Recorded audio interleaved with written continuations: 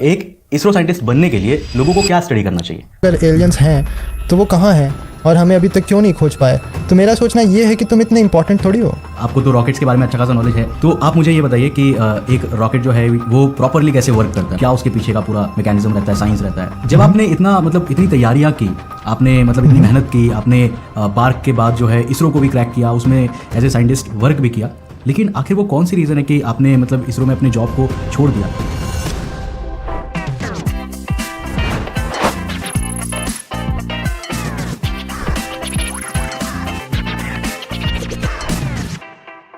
So welcome guys, और आज का ये जो पॉडकास्ट है ये बहुत ही स्पेशल होने वाला है आप लोगों के लिए, क्योंकि आप लगातार जो है आप में से काफ़ी सारे लोग मुझे बार बार ये क्वेश्चन करते रहते हो कि इसरो को कैसे ज्वाइन करें, इसरो में लाइफ कैसी होती है, और एक इसरो का साइंटिस्ट कैसे बना जाता है, कैसे आप अपने जीवन को जो है इस फील्ड में लेके जाओ, क्या पढ़ाई करनी पड़ती है। इन सभी चीज़ों को हमें एक इसरो साइंटिस्ट से बेहतर कौन बता सकता है, राइट? वेल, आज के हमारे गेस्ट है आशीष रंजन, जो कि एक्स इसरो साइंटिस्ट रह चुके हैं, और इनकी उम्र आप गेस करके बताओ, क्योंकि इन्हें देख के लगता नहीं है जितनी इनकी उम्र है। तो here is mister Ashish Ranjan. Thank you so much for coming in our podcast sir. And कैसा लग रहा है आपको हमारे साथ ज्वाइन करके? बहुत ही अच्छा लग रहा है। मतलब ये जो तुमने प्लेटफॉर्म क्रिएट किया है इटसेल्फ इज़ वेरी इम्प्रेसिव, क्योंकि मुझे पता नहीं था कि इतने बड़े बड़े चैनल्स बन चुके हैं इंडिया में साइंस ओरिएंटेड। मुझे सच में नहीं पता था कि मिलियंस पहुंच चुके हैं, और it is something to be very proud of. और जब मेरे को रिक्वेस्ट आया तो सबसे पहले मैंने यही देखा, वो साइंस ओरिएंटेड है, मैं गारंटीड। उसके बाद मुझे और कुछ भी देखने का ज़रूरत नहीं है। It might be like 100 subscriber, it might be like 10 million subscriber, बात बराबर है। एंड इसीलिए मेरा भी इंटरेस्ट था कि हाँ मैं जाऊँ। और तुम्हारे उसके बाद मैंने कुछ वीडियोज़ देखे तो मुझे समझ में आ गया कि इस लड़के को बहुत ही अच्छा अंडरस्टैंडिंग है साइंस का ऑलरेडी। तो ऐसे इंसान से बात करने में ऑलरेडी मज़ा आएगा ही, तो फिर तो कुछ डाउट नहीं था, तो मैंने ज्वाइन कर लिया। Thank you so much Ashish ji. जो सबसे पहला सवाल है जो हमारे व्यूवर्स जो है वो आपसे जानना चाहेंगे, वो ये है कि इसरो को ज्वाइन करना कैसे किया जाए? एक जो बच्चा है वो ट्वेल्थ स्टैंडर्ड के बाद ऐसा क्या करे कि वो इसरो को ज्वाइन कर सके? क्योंकि हमारे मोस्ट ऑफ द व्यूवर्स जो है उनको आगे चल के साइंटिस्ट बनना है, एस्ट्रोनॉट्स बनना है। तो एस्ट्रोनॉट्स के लिए क्या है कि अभी इंडिया में तो रिक्वायरमेंट थोड़े कम है, क्योंकि हमने अभी तक जो है मैंड मिशंस किए नहीं है, करेंगे तभी आगे पता चलेगा, और उसके बाद भी उसमें काफ़ी सारे कंडीशंस है। बट एज एक इसरो साइंटिस्ट बनने के लिए लोगों को क्या स्टडी करना चाहिए? हाँ, ये क्वेश्चन मुझे पता था ऐसा ही कुछ होने वाला है, क्योंकि ये स्टूडेंट्स का इन जनरल क्वेश्चन रहता है कि इसरो साइंटिस्ट बनने के लिए मैं क्या पढूं। ये सबसे बड़ा प्रॉब्लम है इंडियन मेंटालिटी का, कि मैं क्या पढूं ये बनने के लिए। लोग ये नहीं पूछते हैं कि मैं क्या पढ़ना चाहता हूँ, है ना? तो तुम इसरो साइंटिस्ट जियोलॉजी पढ़ के भी बन सकते हो, बायोलॉजी पढ़ के भी बन सकते हो, केमिस्ट्री पढ़ के भी बन सकते हो, मैकेनिकल इंजीनियरिंग पढ़ के बन सकते हो, इलेक्ट्रॉनिक्स एंड इंस्ट्रूमेंटेशन पढ़ के बन सकते हो, electronics and communication, computer science engineering, civil engineering, electrical engineering, कुछ भी पढ़ के तुम साइंटिस्ट तो बन सकते हो ना। हर चीज़ में साइंस है। There is always some research to be pursued, है ना? क्योंकि मुझे आज तक ये नहीं समझ में आया कि सीएससी कंप्यूटर साइंस इंजीनियरिंग के स्टूडेंट्स रिसर्च क्या करते हैं मतलब उसमें क्या पीएचडी कर सकते हैं, लेकिन आई एम श्योर कि उसमें रिसर्च होता है। मुझे समझ में नहीं आता, बस बात ये है, ठीक है, क्योंकि मैं मैकेनिकल इंजीनियर हूँ। तो ये क्वेश्चंस मुझे भी तुम समझ ही सकते हो, जब से मैं इसरो साइंटिस्ट बना हूँगा लोग मुझसे भी ये पूछ रहे होंगे। तो मैं स्टूडेंट्स को हमेशा यही बोलता हूँ कि देखो तुम्हें जो पढ़ना है वो पढ़ लो। जैसे जब मैं बीटेक स्टार्ट कर रहा था, मेरा बीटेक का ज्वाइनिंग 2012 में था, 2012 से 2016 मैंने मैकेनिकल इंजीनियरिंग किया। तो फर्स्ट ईयर में सबको यही बोल रहे थे कि कंप्यूटर साइंस इंजीनियरिंग पढ़ना है, क्योंकि कंप्यूटर साइंस इंजीनियरिंग में बहुत सारे जॉब्स हैं, IT सेक्टर बूम कर रहा है, तुम कंप्यूटर साइंस इंजीनियरिंग पढ़ो, मैकेनिकल में क्या तुम मैकेनिक बन के रह जाओगे, फैक्ट्री में काम करना है, वर्क थोड़ा हार्ड, क्या बोले वो फिजिकल ओरिएंटेड है, फैक्ट्रीज में रहोगे, है ना? वो तो मैं भी देख रहा था कि इंटर्नशिप्स कर रहा था मैं। तुम झारखंड से हो तो शायद तुमने हैवी इंजीनियरिंग कॉर्पोरेशन का नाम सुना होगा, वो मेरा फर्स्ट इंटर्नशिप था। SAIL authority of India, steel authority of India जो कि बोकारो में है, वो मेरा सेकेंड इंटर्नशिप था। फिर मैंने टाटा मोटर्स में इंटर्नशिप किया, टाटा कमिंस में। मेरा सारा इंटर्नशिप झारखंड के अराउंड ही था, क्योंकि मेरा घर वहाँ था, तो मैं छुट्टियों में वहीं पे इंटर्नशिप करता था। तो मुझे पता चल गया था कि वर्क लाइफ कैसा है। अब मैंने स्टील अथॉरिटी देख लिया, तो एक फैक्ट्री है, फर्नेसेस हैं, तुम्हारा ऑटोमोबाइल इंजीनियरिंग आ जाता है, तो वहाँ पर भी लाइन असेंबली है। फिर सेम हैवी इंजीनियरिंग कॉर्पोरेशन तो मुझे लगता है one of the best examples of mechanical engineering है, क्योंकि उसमें 3 प्लांट्स में सब कुछ है, पूरा मैकेनिकल इंजीनियरिंग है, लेकिन पूरा मैकेनिकल इंजीनियरिंग फैक्ट्री में ही दिखा। आजकल थोड़ा बहुत चेंज हो गया है, जैसे ऑटोमेशन ये सब हो गए हैं, चीज़ थोड़ा बदल रहा है, कंप्यूटर साइंस भी समझना पड़ता है, मैकेनिकल इंजीनियर्स को कोडिंग आना चाहिए। लेकिन इन जनरल जो मैकेनिकल इंजीनियर का काम होता है, जैसे मेरा जो वर्क एक्सपीरियंस है, शायद तुम्हें नहीं पता हो, पता नहीं तुमने देखा कि नहीं, क्योंकि मेरा फर्स्ट जो वर्क एक्सपीरियंस था वो डिपार्टमेंट ऑफ एटॉमिक एनर्जी में था, है ना? तो भाभा एटॉमिक रिसर्च सेंटर का, करेक्ट। तो then it is like nuclear power production, अब तुम न्यूक्लियर पावर मैं प्लांट। व्यूअर को बता देना चाहता हूँ कि जो आशीष जी है, इन्होंने पहले बार्क ज्वाइन किया था, जो है भाभा एटॉमिक रिसर्च सेंटर। अगर आपको नहीं पता आप गूगल करके देख लेना, वैसे सब जानते ही होंगे। और उसके बाद इन्होंने जो है इसरो का जो सेंट्रलाइज्ड एग्जाम होता है उसको क्रैक किया, और उसके बाद इन्होंने इसरो को ज्वाइन किया, राइट? करेक्ट किया। 2018 में मैंने अक्टूबर में इसरो ज्वाइन किया था। 2017 के अगस्त में मैंने department of atomic energy BIRC training school के थ्रू ज्वाइन किया था, ठीक है। तो अब फिर से जो मेरा वर्क एक्सपीरियंस था, that was exactly what I wanted, क्योंकि this is core research, this is core mechanical engineering. But देखो कोर मैकेनिकल इंजीनियरिंग कैसा होता है, न्यूक्लियर पावर प्लांट है, तो डिपार्टमेंट ऑफ एटॉमिक एनर्जी के देख लो न्यूक्लियर पावर प्लांट्स कहाँ कहाँ हैं। एक तो मद्रास एटॉमिक पावर प्लांट है, वो तुम्हारा मद्रास यानी कि चेन्नई में नहीं है, वो चेन्नई से 3 किलोमीटर दूर कलपक्कम में है, ठीक है। अच्छा। फिर और तुम पावर प्लांट्स कोडंकुलम, कायगा, रावत भाटा, ठीक है। ये सारे जितने भी न्यूक्लियर पावर प्लांट्स सिटी के बीच में नहीं बना सकते ना आप, ठीक है। सिटी के कोने में भी बनाओगे तो भी प्रोटेस्ट स्टार्ट हो जाएंगे कि यहाँ पे सिविलाइजेशन है, यहाँ पे कुछ भी हो गया तो क्या करोगे, है ना। प्लस जो भी तुम्हारा न्यूक्लियर वेस्ट है, ये सारी चीज़ है, प्लस तुम्हें वाटर सोर्सेज चाहिए होते हैं कूलिंग के लिए, तो इट इज़ ऑलवेज एक्सटीरियर, ठीक है। जैसे मेरे पोस्टिंग्स देख लो, कलपक्कम में मैं रहा करीब 1 साल जब मेरा ट्रेनिंग चल रहा था। फिर 2 महीने में मुंबई से करीब 1 घंटा या 1.5 घंटा दूर फेरी से पड़ता है, मतलब बोट से, that is a place called Alibag. हाँ, मतलब बोट से जाना पड़ता है, मतलब आइलैंड सा है, आइलैंड तो नहीं बोलूँगा, लैंड से कनेक्टेड है, लेकिन सी से तुम्हारा क्लोजर पड़ता है। हाँ, समझ लो। तो जब बारिश नहीं होता तब तुम फेरी में बैठ के जा सकते हो। तो it is never like in the centre of a city. जैसे तुम अगर IT में काम करोगे तो इट इज़ बैंगलोर, मुंबई, गुड़गांव, तुम प्रॉपर सिटीज़ में रहोगे, है ना। करेक्ट। तो ये सारे चीज़ लोग मुझे बोल रहे थे मैकेनिकल इंजीनियरिंग के ये प्रॉब्लम्स हैं, बट मेरा सिंपल सा था कि मुझे मैकेनिकल इंजीनियरिंग पढ़ना है ना, तो मैं करियर बना लूँगा उसमें, जैसा भी मुझे बनाना है मैं बना लूँगा, ठीक है। तो सेम मुझे लगता है स्टूडेंट्स का माइंडसेट होना चाहिए कि तुम जो पढ़ना चाहते हो वो पढ़ लो, तुम्हें रास्ते मिल जाएंगे। और ये भी थोड़ा मुझे गलत अप्रोच लगता है कि मुझे इसरो ही ज्वाइन करना है।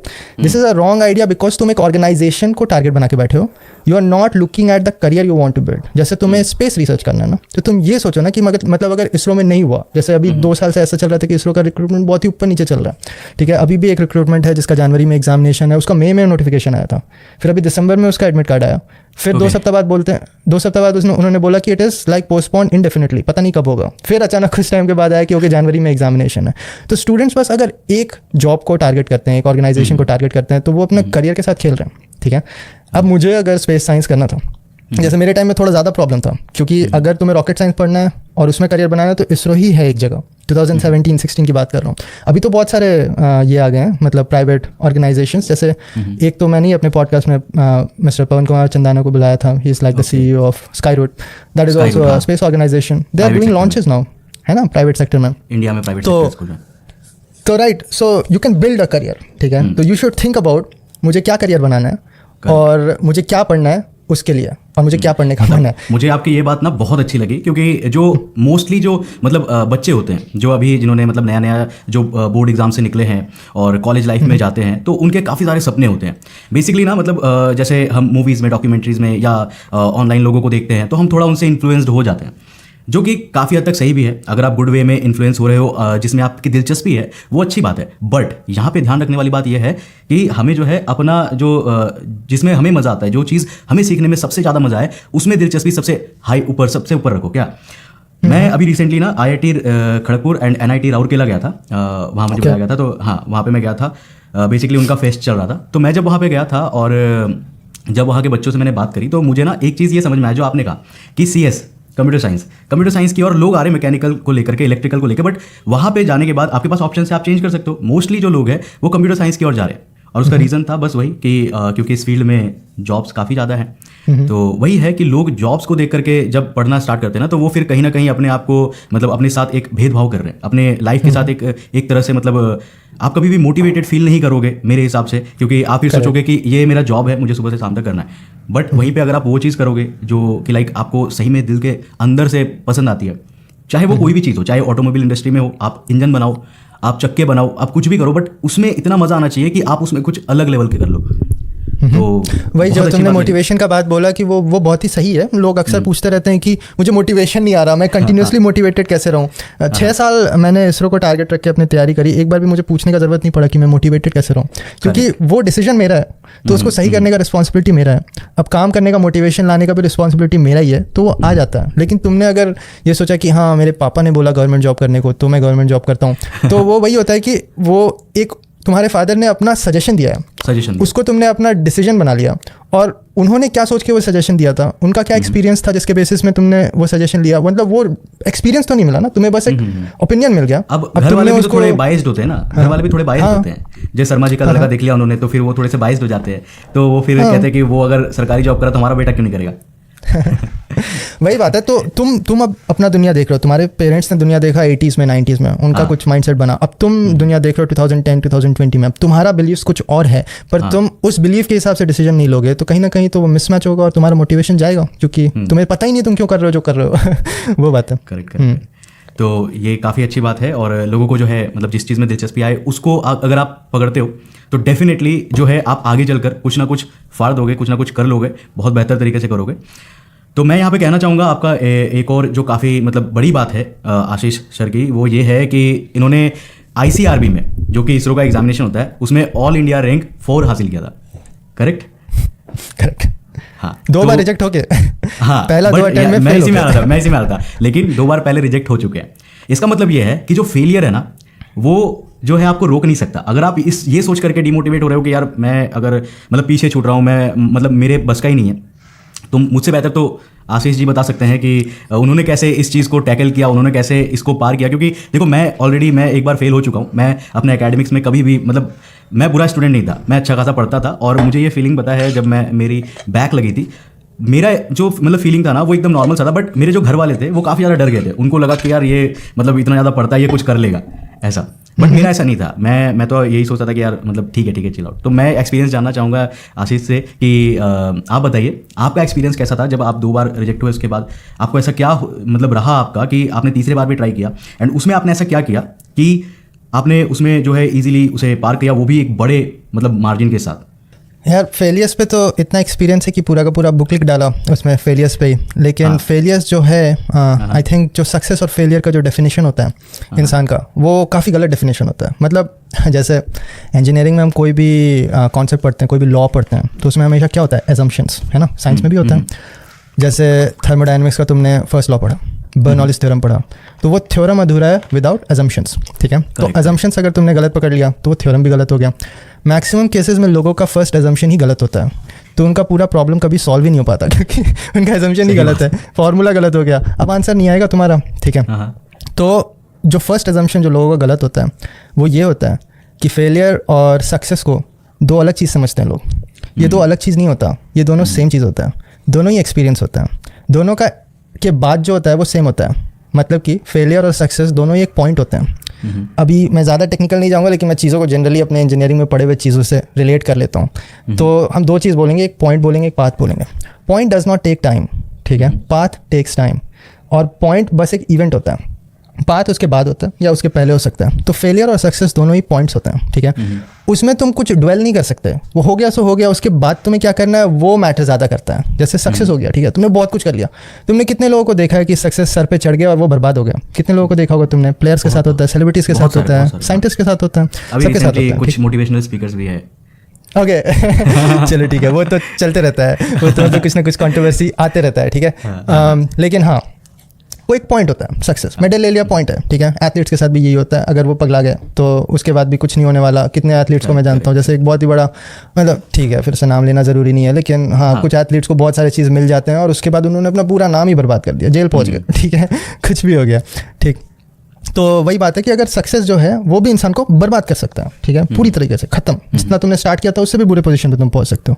फेलियर भी इंसान को बर्बाद कर सकता है। एक फेलियर जो मतलब जैसे मैंने 3 साल कॉम्पिटिटिव एग्जामिनेशन में निकाला है, तो मैंने इतने लोगों को अपना पूरा लाइफ बर्बाद करते हुए देखा है फेलियर के बाद, क्योंकि उसके बाद वो उठ ही नहीं पाते। उन्हें लगता है कि ये जो जजमेंट मुझे इस एग्जामिनेशन ने दिया है या इस इवेंट ने दिया है वही मुझे डिफाइन करता है। लेकिन वही बात है कि वो तुम्हें उस पॉइंट पे डिफाइन करता है, ये लोग भूल जाते हैं कि उस पॉइंट पे तुम हो, ठीक है, क्योंकि time is like flowing. Humans का यही होता है ना लिमिटेशन। ह्यूमंस, अब तुम साइंस ओरिएंटेड हो तो you understand that they are like 4 dimensions, 5th भी होता है, लेकिन अभी हम 4 के बारे में बात करेंगे, जो तुम अपने आंखों से देख सकते हो। स्पेस का 3 डायमेंशंस और 4था डायमेंशन तुम्हारा टाइम का, ठीक है। तो स्पेस वी कंट्रोल, राइट, हम उड़ सकते हैं प्लेन पे बैठ के, आगे जा सकते हैं, पीछे जा सकते हैं, नीचे भी जा सकते हैं। Time we do not control, right, time वो अपने स्पीड से फ्लो करता रहता है, ठीक है। तो इसीलिए जब टाइम फ्लो कर रहा है तो you are kind of without control moving forward. तो तुम्हारा एक पॉइंट पे अगर फेलियर हो गया तो वो डिफाइन नहीं करता ना तुम्हें आगे भी, है ना। तो इन अ सिमिलर मैनर फेलियर को लोग अपने आप का डेफिनेशन समझ के अपना पूरा लाइफ बर्बाद कर सकते हैं, ठीक है, और बहुत लोग करते भी हैं, ठीक है। तो फिर से क्या हो गया, फेलियर भी इंसान को बर्बाद कर सकता है, सक्सेस भी बर्बाद कर सकता है। तो दोनों में डिफरेंस क्या है, समझ लो। सक्सेस इंसान को बेटर बना सकता है। तुम्हें सक्सेस मिला ना, तो तुम्हें एक वेल्थ मिला, तुम्हें पावर मिला, किसी तरह से तुम्हारे पास कुछ रिसोर्स हाथ में आया, तुम उसको यूज़ करके बहुत बड़ा बना सकते हो। जैसे तुमने अभी एक स्टोरी बताया कि एक पॉइंट पे तुम्हारे फॉलोअर्स ने तुम्हें सपोर्ट किया, तुम्हारे पास एक रिसोर्स आया, तुमने कंप्यूटर खरीदा और तुमने चैनल को बहुत बड़ा बना लिया, तुमने एक रिसोर्स को यूज़ किया, ठीक है।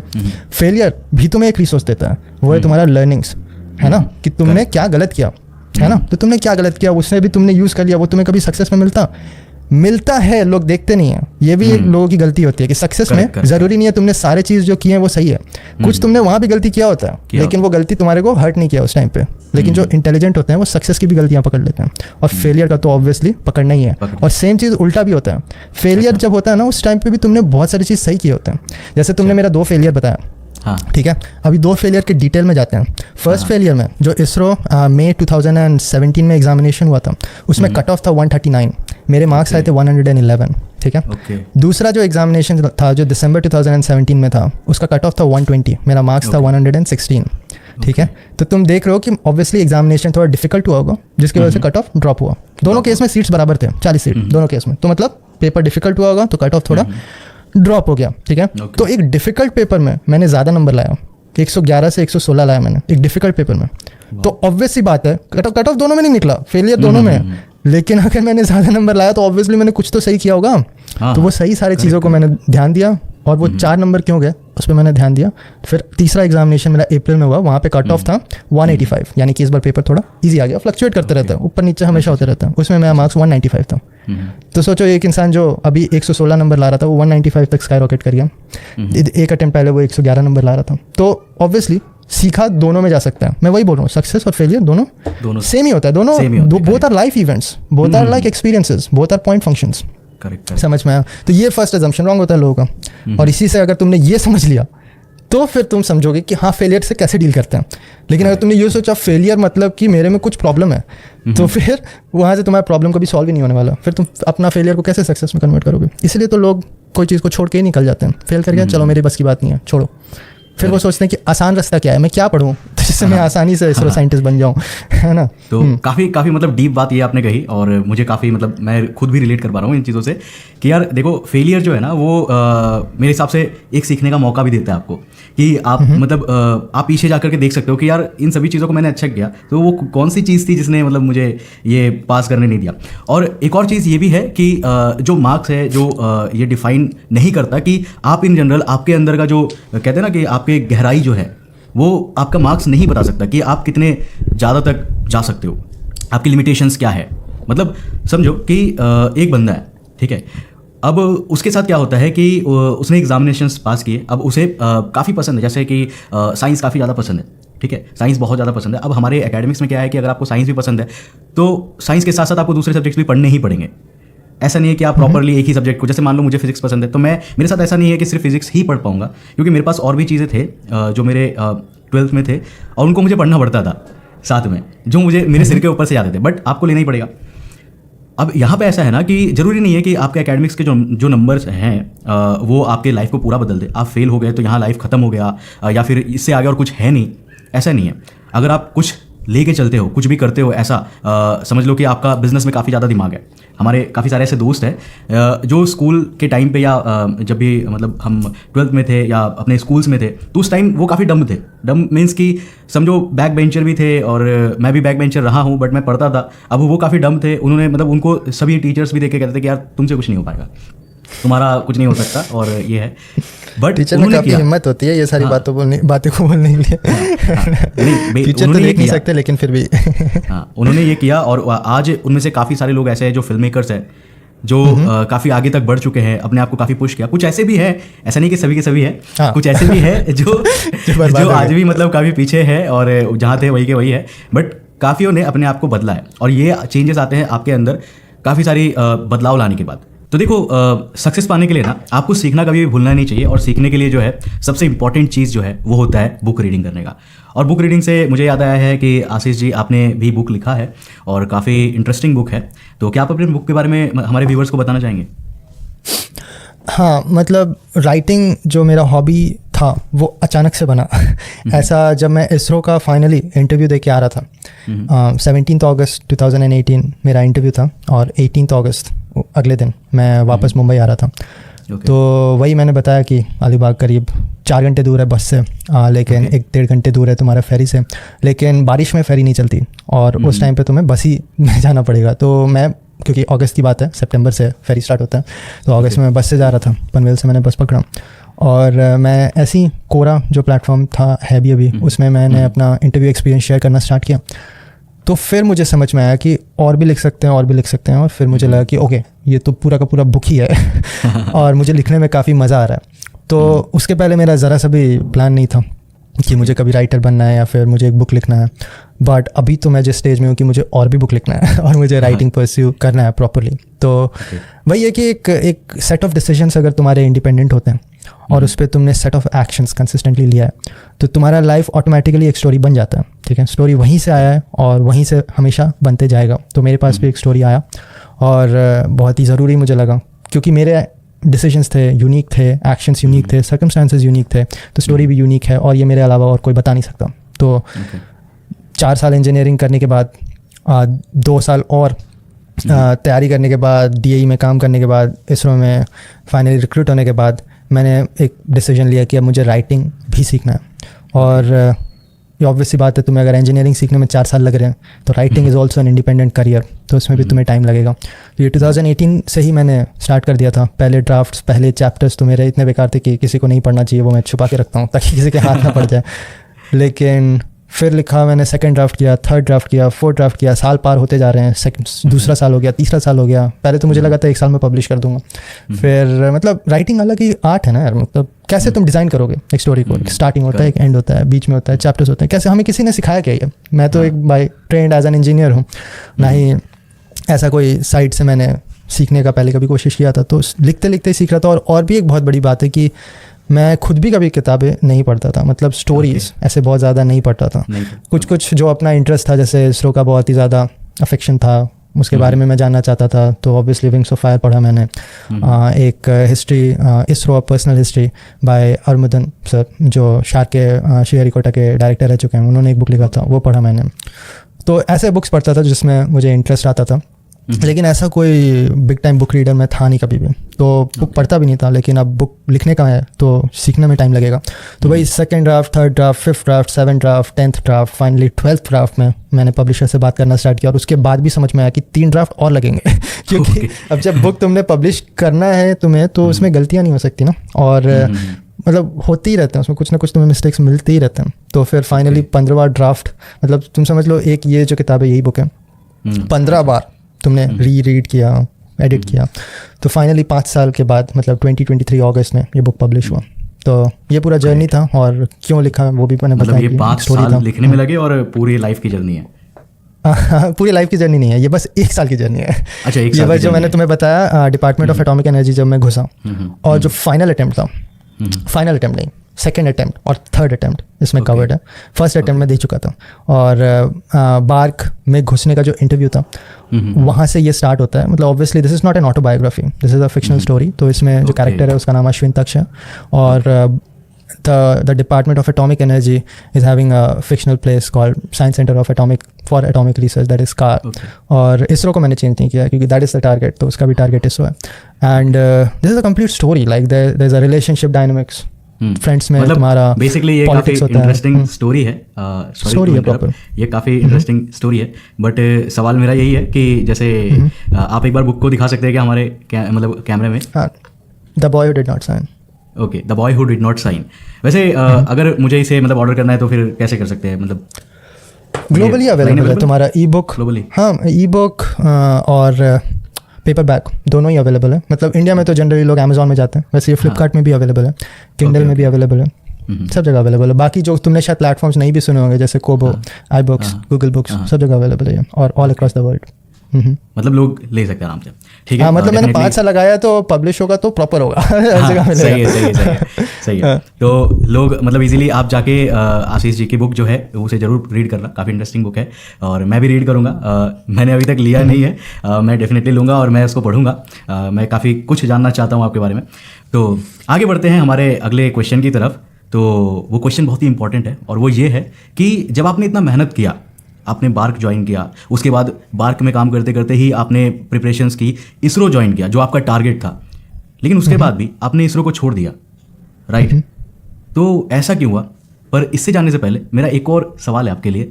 वो सवाल ये है कि आप एज ए साइंटिस्ट मतलब काफ़ी ज़्यादा पढ़ चुके हो और इन सब चीज़ों में तो आपको अच्छी खासी टेक्निकल नॉलेज काफ़ी ज़्यादा होगी, बट क्या आप एलियंस पे भी बिलीव करते हो क्या? बिल्कुल। ये टॉपिक मेरा काफ़ी फेवरेट सा टॉपिक है। हाँ, बिलीव तो करता हूँ। ठीक है, तो हमारे काफ़ी सारे व्यूअर्स जो है ना वो एलियंस को लेकर के काफ़ी ज़्यादा पसंद करते हैं। Okay, वैसे हमने मैं भी। रिसेंटली एक वीडियो बनाया था तो बेसिकली उसका टॉपिक ये था कि जो बिग बैंग जब हुआ था ना, तो बिग बैंग के टाइम पे यूनिवर्स बहुत ज़्यादा एक्सट्रीमली हॉट था, बहुत ज़्यादा गर्म था, बहुत ज़्यादा डेंस था। बट अभी के रिसर्च जो है, एक नया रिसर्च पेपर आया जिसके अकॉर्डिंग ये है कि बिग बैंग के होने के जस्ट 10 to 17 मिलियन ईयर्स बाद, ठीक है, उस टाइम फ्रेम में ना जो हमारा जो अर्थ का जो टेम्परेचर है, जो हैबिटेबल जोन में आता है, जहाँ पे जो गर्मी इतनी रहती है कि जो लिक्विड पानी जो है वो लिक्विड स्टेट में रह सके, जो कि किसी भी लाइफ फॉर्म को मतलब पनपने के लिए जरूरी होती है। गोल्डीलॉक्स जोन उसी को बोलते हैं क्या? हाँ, गोल्डीलॉक्स जोन। तो बेसिकली जो है लाइफ को पनपने के लिए 3 चीज़ें चाहिए होती है।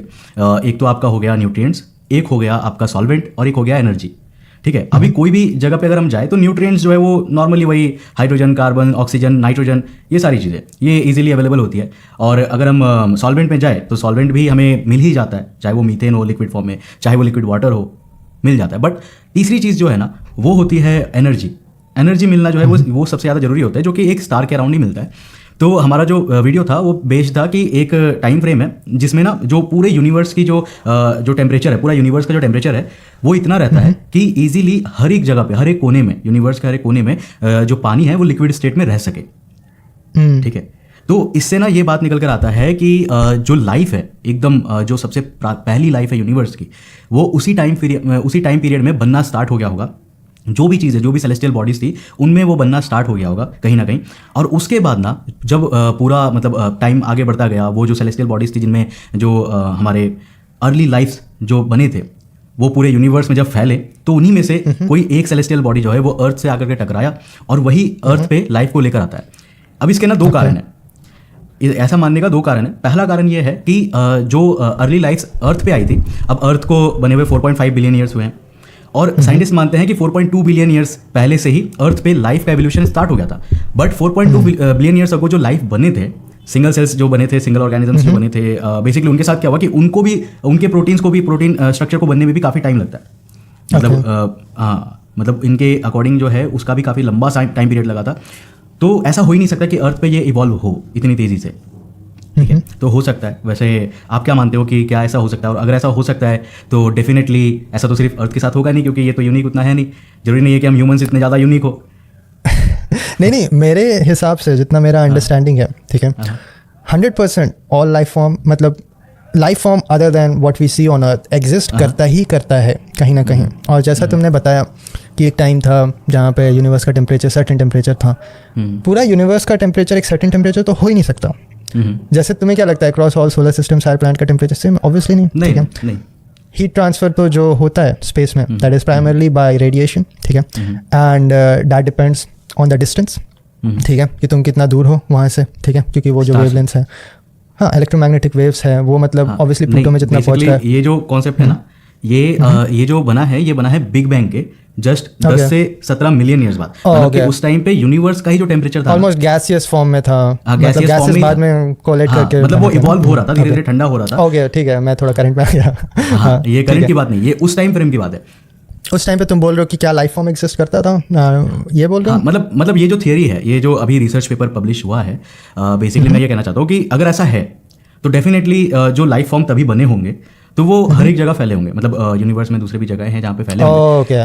हाँ, तो मैं ये कहना चाहता हूँ कि जैसे मान लो अर्थ पे जो हम काफ़ी बाद में आए, मतलब अगर देखा जाए तो 13.8 बिलियन ईयर्स काफ़ी लंबा टाइम फ्रेम है, और हम ह्यूमंस मतलब आए हुए हमें कितना टाइम हो रहा है, 2 लाख साल, ठीक है। हाँ, तो मैं ये कहना चाहता हूँ कि अगर 2 लाख साल में हम इतना ज़्यादा एडवांस हो सकते हैं तो दूसरे प्लैनेट्स में जो एलियंस होंगे, जैसा हम इमेजिन करते हैं कि यार ऐसे होंगे, एकदम एडवांस होंगे, तो क्या उस काइंड में हो सकते हैं, या फिर आई थिंक ऐसे ही सिंगल सेलुलर ऑर्गेनिजम्स भी हो सकते हैं सारे टाइप के होंगे ना, सारे रेंज के होंगे। तुम अगर सर्च करोगे फॉर लाइफ फॉर्म्स तो you can find it from single cellular to multi cellular to human beings intelligent life form to like multiple organ like limbs to like people who have exited the 3 dimensions, they are now in 4th dimension. यही बात है ना, कुछ लोग मतलब I think Elon Musk ने ऐसा कुछ कमेंट किया था कि अगर एलियंस हैं तो वो कहाँ हैं और हमें अभी तक क्यों नहीं खोज पाए। तो मेरा सोचना ये है कि तुम इतने इंपॉर्टेंट थोड़ी हो, मतलब तुम्हें पता चलेगा कि अगर कुछ लाइट ईयर दूर किसी प्लैनेट में फंगाई या बैक्टीरियाज मिले हैं तो तुम जाओगे क्या?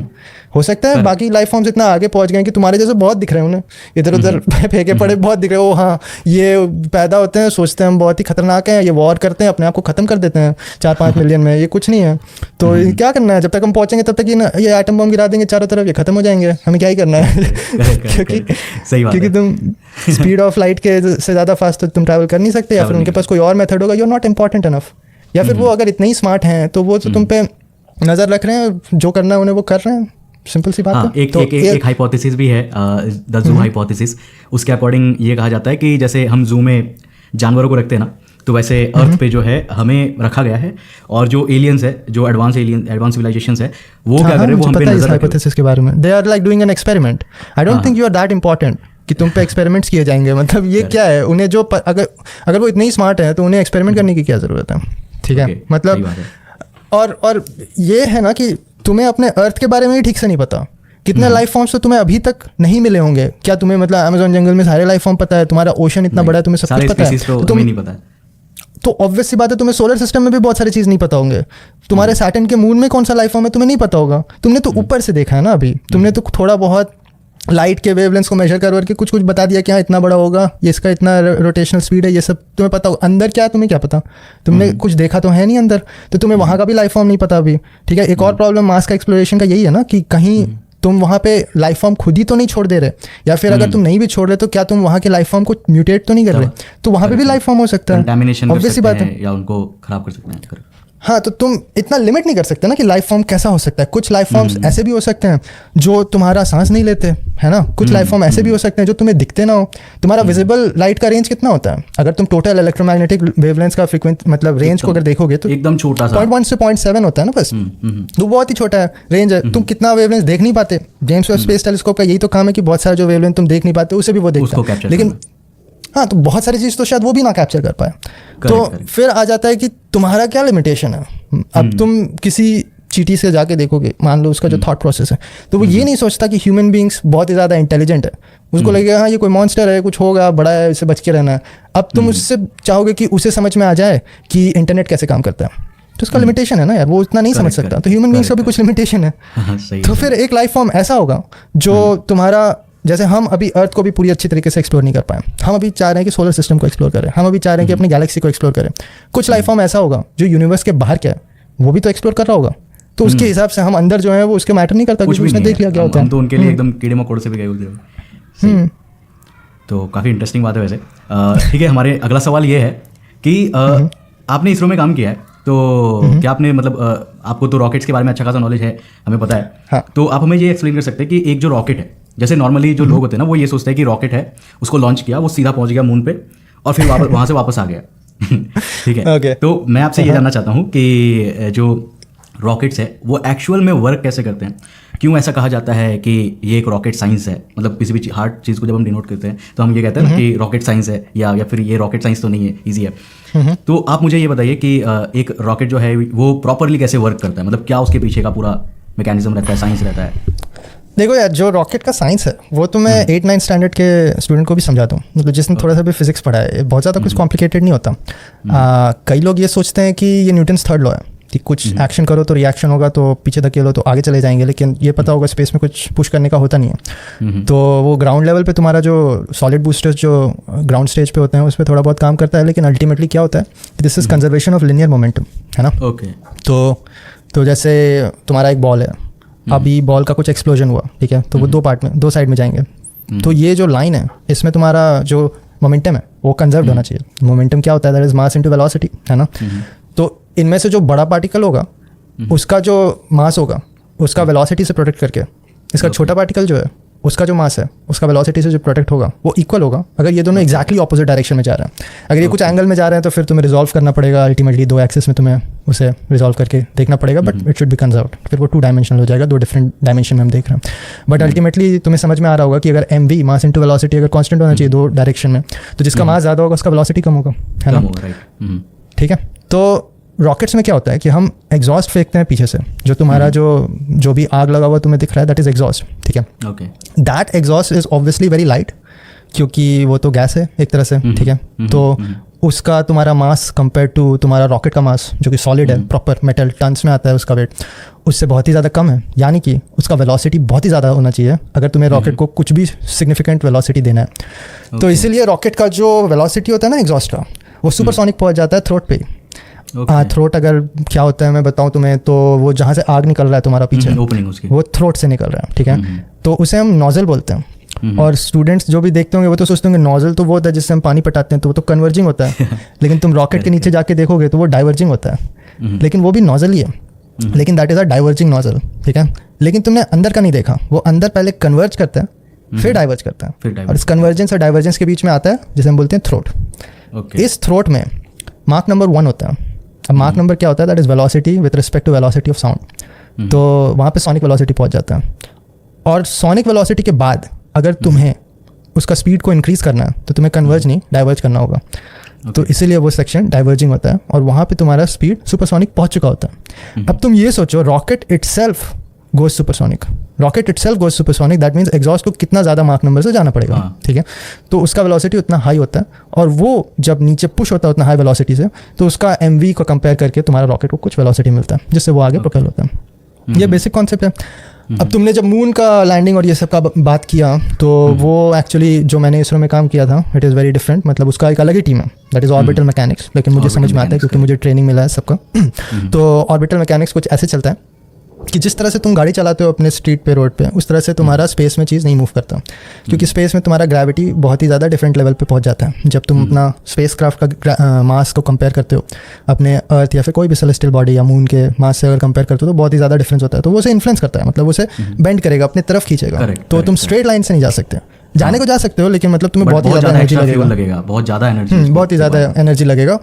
एक तरह से तुम देखोगे कि जब तुम अर्थ के ऑर्बिट को बहुत हद तक छोड़ देते हो ना, तो वो सीधे रास्ते ही जाता है, उसके बाद वो घूमते घूमते नहीं जाता, उसके बाद वो मून तक जाएगा, फिर मून के ऑर्बिट में वो कैच हो जाता है, उसके बाद वो मून को रिवॉल्व करके फिर अपना ऑर्बिट कम करता है वो।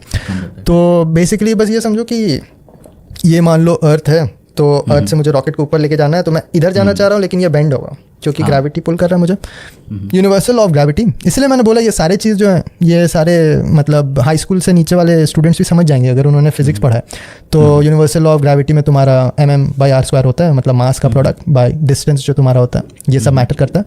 तो डिस्टेंस अगर उतना ज़्यादा नहीं है तो फोर्स बहुत ही ज़्यादा है, और इसीलिए तुम्हारा पुल ज़्यादा होता है। फिर धीरे धीरे करके हम अपने ऑर्बिट को रेस करते हैं, और रेस करते करते एक पॉइंट पे आ जाता है जहाँ इन्फ्लुएंस उतना नहीं होता, फिर वो ऑलमोस्ट ऑर्बिट इतना बड़ा हो जाता है कि वो मून तक पहुँच जाता है। हाँ, बूस्ट करते हैं हम पेरीजी या फिर पेरीएप्सिस जिसे बोलते हैं, जो जनरल टर्म है, या फिर अर्थ के लिए पेरीजी बोलते हैं, मून के लिए पेरीमून बोलते हैं, यानी कि क्लोजेस्ट पॉइंट्स जो भी तुम्हारा है। तुम जब क्लोजेस्ट पॉइंट पे बूस्ट करोगे तो तुम्हारा फारदेस्ट पॉइंट इंक्रीज करता है, इंक्रीज होगा। ठीक है, तो इस तरह से हम लैंडिंग करते हैं, मतलब ट्रेजेक्टरी प्लानिंग होता है इस तरह से। मास लैंडिंग भी ऑलमोस्ट सिमिलर ही है, या फिर कोई भी ऑर्बिटल मैकेनिक्स ऐसा ही चलता है। तो काफ़ी इंटरेस्टिंग है रॉकेट्स का जो मैकेनिज्म है, और इसे समझना काफ़ी ज़्यादा मतलब ईजी भी है अगर आप इसको कह सकते हैं एक तरह से अगर 3D मॉडलिंग। रॉकेट साइंस जो बोलते हैं लोग वो कॉम्प्लिकेटेड बहुत है, ये छोटा सा कॉन्सेप्ट मैंने बता दिया ना, ये कॉन्सेप्ट समझना इजी है। जब तुम रॉकेट डिज़ाइन करने जाओगे तब बहुत ही सारा प्रॉब्लम आ जाता है, क्योंकि वहाँ पे तुम्हारा रिलायबिलिटी लाना बहुत ही मुश्किल होता है, क्योंकि इतने सारे मूविंग कंपोनेंट्स हैं तुम्हारे, और सब कुछ तुम्हारा प्रॉपर्ली फंक्शन करना चाहिए, रिडंडेंसी तुम्हारा हाई होना चाहिए, तो फैक्टर्स बहुत सारे आ जाते हैं, एरोडायनामिक्स आ गया, सभी चीज़ आ जाता है। इसलिए मैंने जब तुम्हें बोला कि कोई भी ब्रांच जाके रॉकेट साइंस में घुस सकते हैं, तो हाँ उसमें सारे फील्ड का काम है, फिर वहाँ केमिकल इंजीनियरिंग का भी काम है, तुम्हारा इलेक्ट्रॉनिक्स का भी काम है, जियोलॉजी का भी काम है, सबका काम है। वैसे यहाँ पे एक सवाल मेरा ये है कि जैसे हम न्यूटोनियन ग्रेविटी को यूज़ करते हैं अर्थ पे, ठीक है, बट जैसे स्पेस में जाते हैं तो वहाँ पे हम आइंस्टाइन के जो ग्रेविटी है उसको ज़्यादा मतलब यूज़ करते हैं, जनरल थियरी ऑफ रिलेटिविटी वगैरह। नहीं पूरा स्पेस साइंस तुम्हारा पूरा रॉकेट ट्रेजेक्टरी प्लानिंग 100% तुम्हारा न्यूटोनियन फिजिक्स हो जाता है। बस एक जगह तुम्हें हाँ, एक जगह बस तुम्हें थ्योरी ऑफ रिलेटिविटी का काम आता है, जहाँ पे तुम जीपीएस का काम करते हो। तो जैसे जीपीएस है तो वो तुम्हारा टेलीमेट्री से काम करता है, तो वहाँ पे तुम बेसिकली स्पीड और डिस्टेंस से तुम ये मेजर करते हो कि टाइम कितना लग रहा है, और उससे तुम टाइम तुम्हारे पास है, स्पीड तुम्हें पता है इलेक्ट्रोमैग्नेटिक वेव्स का, तो उससे तुम्हें पता चल जाता है डिस्टेंस कितना है, तो उससे पिन पॉइंट करके तुम पता करते हो कि ओके लोकेशन क्या है। तो वहाँ पे क्या होता है, जो ऑर्बिट में जो तुम्हारा टाइम जिस तरह से पार हो रहा है that is different because of gravitational influence. तो वहाँ पे तुम्हें थ्योरी ऑफ रिलेटिविटी लाना पड़ता है, और उससे तुम्हें बैलेंस करना पड़ता है वो सारे एरर्स को, ताकि तुम्हारा जो मेजरमेंट है वो एक्यूरेट हो। इसलिए तो मतलब जितना आगे बढ़ोगे, जितना टेक्नोलॉजी बेटर होगा, उतना जीपीएस तुम्हारा ज़्यादा पिन पॉइंट होगा, क्योंकि तुमने और भी इंप्रूव कर दिया उस टेक्नोलॉजी को। बट जो भी तुम्हारा ऑर्बिटल मैकेनिक्स है that is like very old, सारे न्यूटोनियन से हो जाता है। ओके, तो बेसिकली कहा जाए तो न्यूटोनियन मैकेनिक्स ही अभी तक ज़्यादातर यूज़ होता है। आइंस्टाइन की ग्रेविटी। हाँ, वो इंसान बहुत ही खतरनाक था यार, उसने जो बोल दिया वो बोल दिया, वो अभी तक यूज़ कर रहे हैं लोग हर चीज़ में। हाँ, वो ऑटोमोबाइल हो या फिर एरोस्पेस हो। है उनकी, मतलब आइंस्टाइन से तो बहुत पहले की है उनकी, जिस टाइम लोगों ने इन चीज़ों पे ध्यान भी नहीं दिया होगा। ठीक है, आइंस्टाइन का काम वहाँ बहुत ज़्यादा हो जाता है, जब तुम न्यूक्लियर साइंस ये सब में घुसते हो तो ऑब्वियसली वहाँ पे बहुत सारा एप्लीकेशन आ जाता है। ओके, ठीक है, अगले सवाल पे आते हैं। तो अगला सवाल ना थोड़ा सा इंटरेस्टिंग है। बेसिकली ये जो है इसके बारे में हमारी टीम जो है इस पर रिसर्च कर रहे थे, बट हमें कुछ ऐसा अच्छा जो आंसर है वो मिला नहीं। तो मैं आपसे एक बार जानना चाहूँगा, जो थोड़ा सा मतलब इंटरेस्टिंग सवाल भी है। तो जैसे हम ब्लैक होल के बारे में बात करते हैं, ठीक है, तो ब्लैक होल जो है वो अपने अंदर से कुछ भी एमिट नहीं करता, बस हॉकिंग रेडिएशन जो है वो एक फिनोमेना उसके साथ होता है, जिससे उससे रेडिएशन एमिट होते हैं, जो सर स्टीफन हॉकिंग ने दिया था। अब कहने का मतलब ये है कि जो ब्लैक होल है, ब्लैक होल की जो सिंगुलैरिटी है वो बेसिकली कहाँ एग्जिस्ट करती है ये हमें नहीं पता, क्योंकि ब्लैक होल का जो सिंगुलैरिटी है ना, वो टाइम में इतने डेंसली, मतलब वो स्पेस टाइम में इतने डेंसली अपने आप को खींच लेता है कि लाइट भी उसे पार नहीं कर सकता, टाइम भी वहाँ पे स्टॉप हो जाता है बिल्कुल।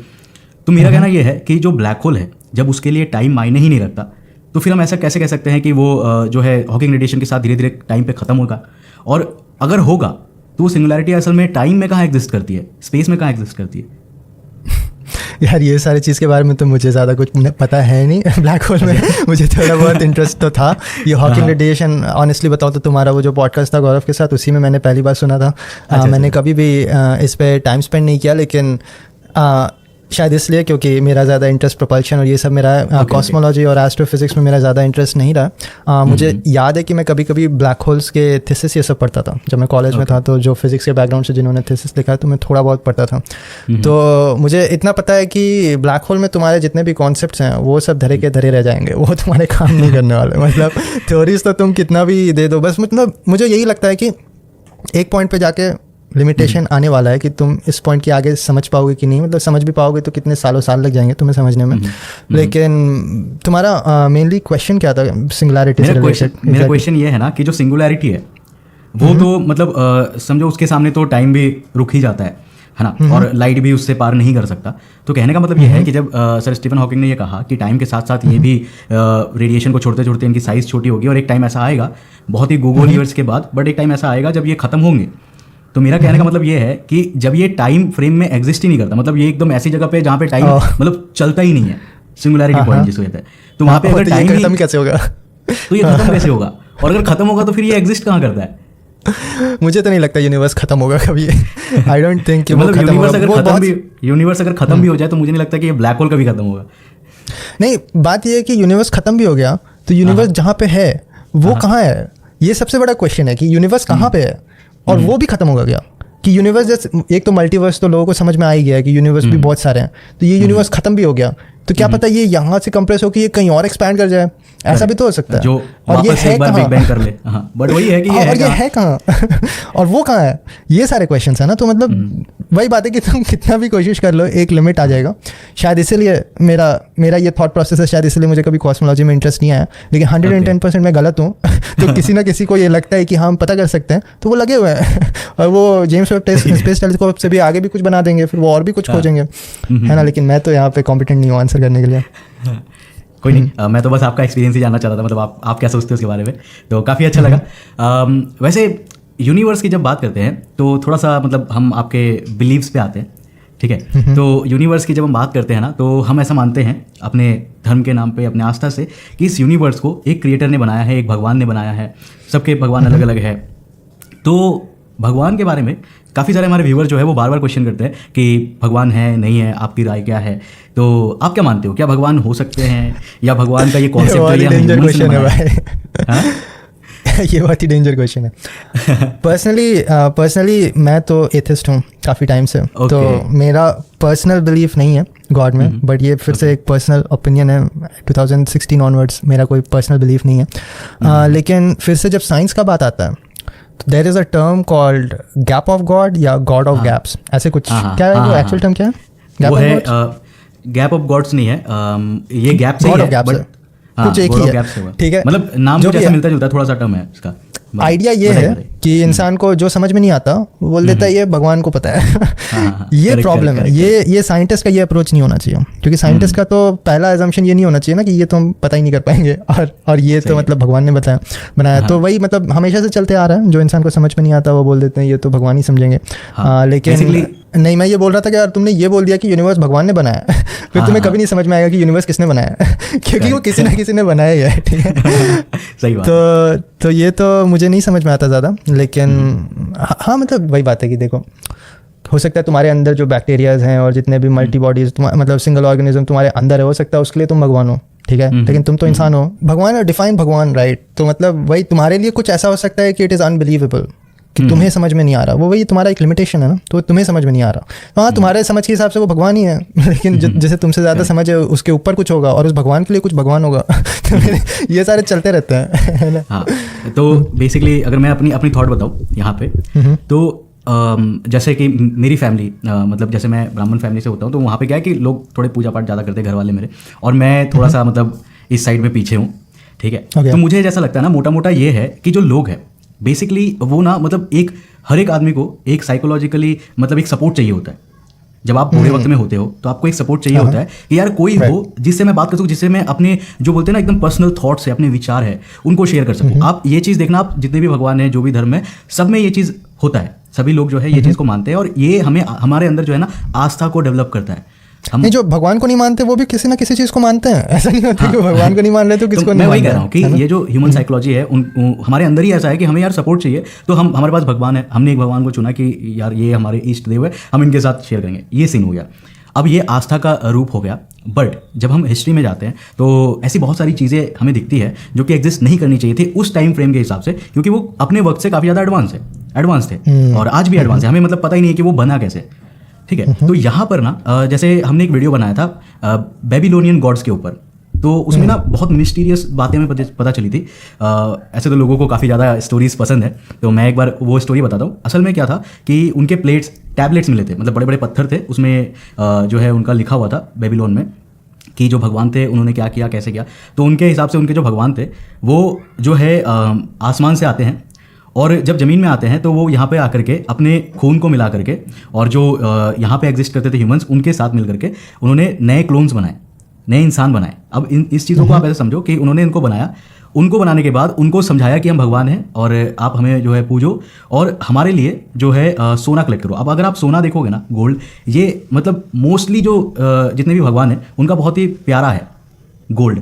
और हम अगर अपने जितने भी इंस्ट्रूमेंट्स में देखेंगे तो गोल्ड आपको पता होगा सर्किट बोर्ड्स में काफ़ी ज़्यादा यूज़ होता है, बहुत अच्छा कंडक्टर होता है ना। तो जितने भी भगवान है ये क्या करते थे, बेबीलोन वाला जो था उसमें ये था मोटा मोटा स्टोरी कि जो उन्होंने गुलाम बनाने के बाद उनको फिर वो सोने के खदान में रखा, वो सोना ला के चढ़ाते थे, अपने जो भी चढ़ावा चढ़ाते थे आकर के, फिर उन्होंने इसको लिया, उनके अंदर दिमाग दिया और फिर वो चले गए। अब ये स्टोरी अगर मतलब उनके हिसाब से देखा जाए तो ये गॉड का सेंस बनाता है, बट अगर आप दूसरे हिसाब से देखोगे तो ये हमें कहीं ना कहीं ये बताता है कि जो अगर कोई आया होगा, अगर उस टाइम फ्रेम में कोई आया होगा, तो आई थिंक कि वो या तो बहुत ज़्यादा एडवांस होगा, स्मार्ट होगा, जो बस अपने संसाधन को बढ़ाने के लिए आया हो, अपने रिसोर्सेज को फुलफिल करने के लिए आया हो, फिर वो चला गया। और वो जब गया तो उसने जो हमारे अंदर चेंजेस किए, और उसने हमें बहुत ज़्यादा मतलब बहुत तेज़ी से रैपिडली हमारे जो दिमाग है उसको बढ़ाया। क्योंकि उससे पहले ना लंबे टाइम फ्रेम तक इंसान जो थे वो केवल जंगली जानवर की तरह जंगलों में यहाँ वहाँ भटकते थे और शिकार करके खाते थे। हमारे अंदर इतना दिमाग ही नहीं था कि हम जो है इतना ज़्यादा इतना तेज़ी से जो है अपने आप को मतलब इवॉल्व कर ले। लेकिन आज हम यहाँ हैं जहाँ हमारे पास AI है। इसका ऑल्टरनेट थ्योरी भी है एक बुक लिखा गया है food of gods. Okay, exactly मुझे राइटर का नाम तो नहीं पता, लेकिन इट्स वेरी फेमस बुक, ठीक है। और उसका ये थ्योरी है कि हाँ इंसान बहुत ही बेवकूफ़ था और उसके बाद उसने मशरूम्स चखा which is a drug today, ठीक है। तो उसके बाद उससे दिमाग आ गया। अब इसके तो बहुत सारे थ्योरीज हैं यार, मतलब हर कल्चर में कुछ ना कुछ बताया कि मतलब इंसान है और बंदर है, बंदर इतना तेज़ क्यों नहीं है, इंसान इतना तेज़ क्यों है। तो और मतलब इंसान का भी बहुत सारा वेरिएंट्स था, जैसे नियांडरथाल और ये सब थे, तो इंसान ही क्यों सर्वाइव कर पाए।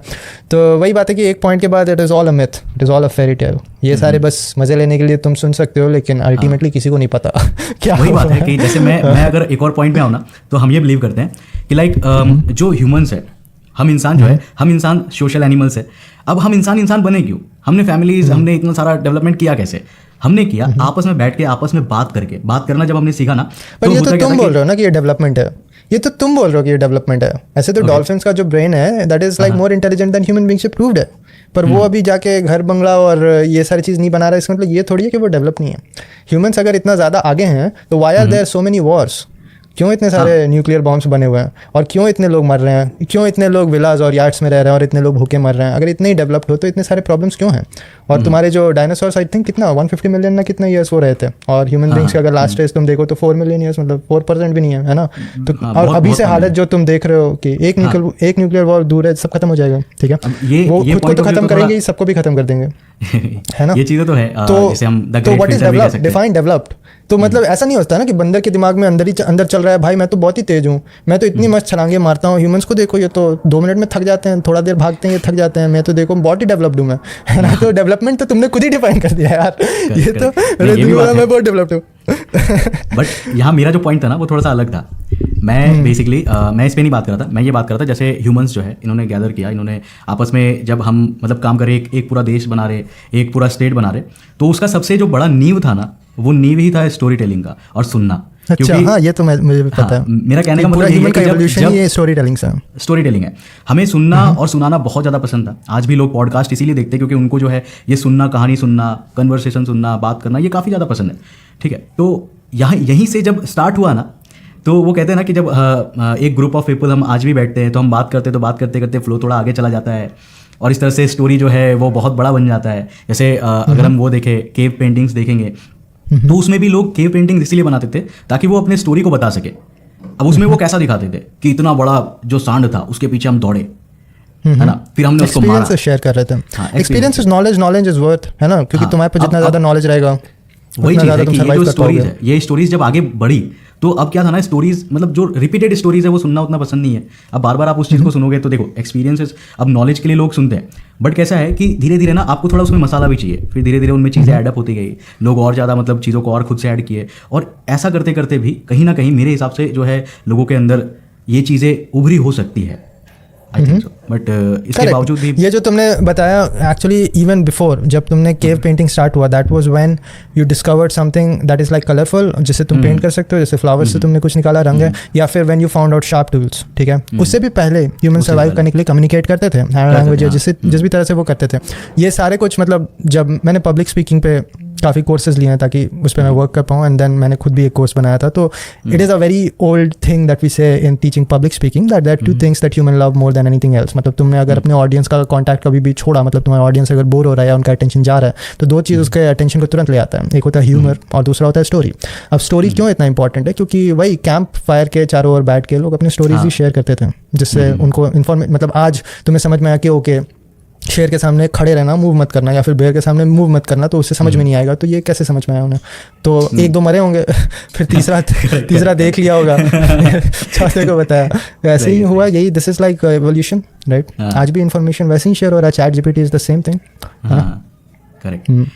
हाँ, तो यही चीज़ें हैं, स्टोरीज काफ़ी ज़्यादा हमें पसंद है एज ए ह्यूमन, ठीक है। तो एक टेक्निकल क्वेश्चन पे आते हैं। क्वेश्चन ये है कि जैसे इसरो में काफ़ी सारे रॉकेट्स हैं, SLV से स्टार्ट हुआ, PSLV है, GSLV है, तो लोगों को ये समझ में आता है कि जो रॉकेट्स है इन सब का फंक्शनिंग सेम ही है लगभग, है ना। बट इनको अगर ऐसा है, हाँ वैसे है, सेम ही होते तो अलग अलग क्यों यूज़ करते हैं? बट इनको बनाया क्यों गया, मतलब अलग अलग बनाया क्यों जब अगर सेम ही है? तो ये चीज़ें करेक्ट आप हमारे व्यूअर को बताइए। ओके, पहली बात, इसरो का रॉकेट्स SLV से नहीं, रोहिणी से स्टार्ट हुआ था। 2000 लाइक टेलीमेट्री बेस्ड रॉकेट्स, और वो तुम्बा से लॉन्च करते थे, आज भी करते हैं, लेकिन स्टार्ट वहीं से हुआ था। लेटर ऑन उन्होंने एक पूरा का पूरा लॉन्च पैड बनाया जो कि श्रीहरिकोटा में है, जो तुम अभी जान रहे हो, जहाँ से PSLV, GSLV Mark 2, GSLV Mark 3 ये सब लॉन्च होते हैं। तो देखो, PSLV का फुल फॉर्म क्या है? That is polar, right? P stands for polar, G stands for geosynchronous. तो ऑर्बिट जो होता है, तुम अगर लोअर ऑर्बिट में रहोगे ना, तो you can never be relatively stationary with respect to earth. जैसे तुम बहुत बार रेवोल्यूशन कर सकते हो उसके चारों ओर, जैसे तुम्हारा ISS भी रिवॉल्व करते हो, तो काफ़ी दिन भर में वो काफ़ी बार अर्थ को रिवॉल्व कर जाता है। लेकिन जब तुम जैसे टेलीविजन का बात करते हो, ठीक है, कम्युनिकेशन ये सब का बात करते हो, तो तुम्हें इंडिया को ही कवर करना है, तो इंडिया के रिस्पेक्ट में, एक पर्टिकुलर लोकेशन के रिस्पेक्ट में तुम्हें स्टैटिक रहना है। तो वो अर्थ ऐसे घूम रहा है, तो उसका हायर ऑर्बिट में तुम्हारा सैटेलाइट भी ऐसे घूमना चाहिए, ठीक है। तो एक और चीज़ जो पैरेलली ये होता है, बहुत ही सिंपल सेंस में बताऊंगा, क्योंकि अभी ज़्यादा डिटेल में घुस के पूरा ऑर्बिटल मैकेनिक्स डिस्कस करने का जरूरत नहीं है। सेंट्रीफ्यूगल फोर्स सबको पता है ना? सेंट्रीफ्यूगल फोर्स सबको पता है। तुम किसी की तरफ चारों चक्कर मारोगे तो एक फोर्स बाहर की तरफ लगेगा, तो जब तुम अर्थ के पास रहोगे तो ऑब्वियसली बात है, जो पुल रहेगा वो ज़्यादा रहेगा, ठीक है। तो उस टाइम पे तुम्हें ज़्यादा स्पीड से घूमना पड़ेगा ताकि तुम्हारा फोर्स बाहर की तरफ ज़्यादा रहे। जब तुम ऊपर पहुंच जाते हो तो तुम थोड़ा धीरे धीरे भी मूव कर सकते हो। तो अर्थ का एक रोटेशन का एक स्पीड है ना, 24 घंटे में ही रोटेट होता है वो।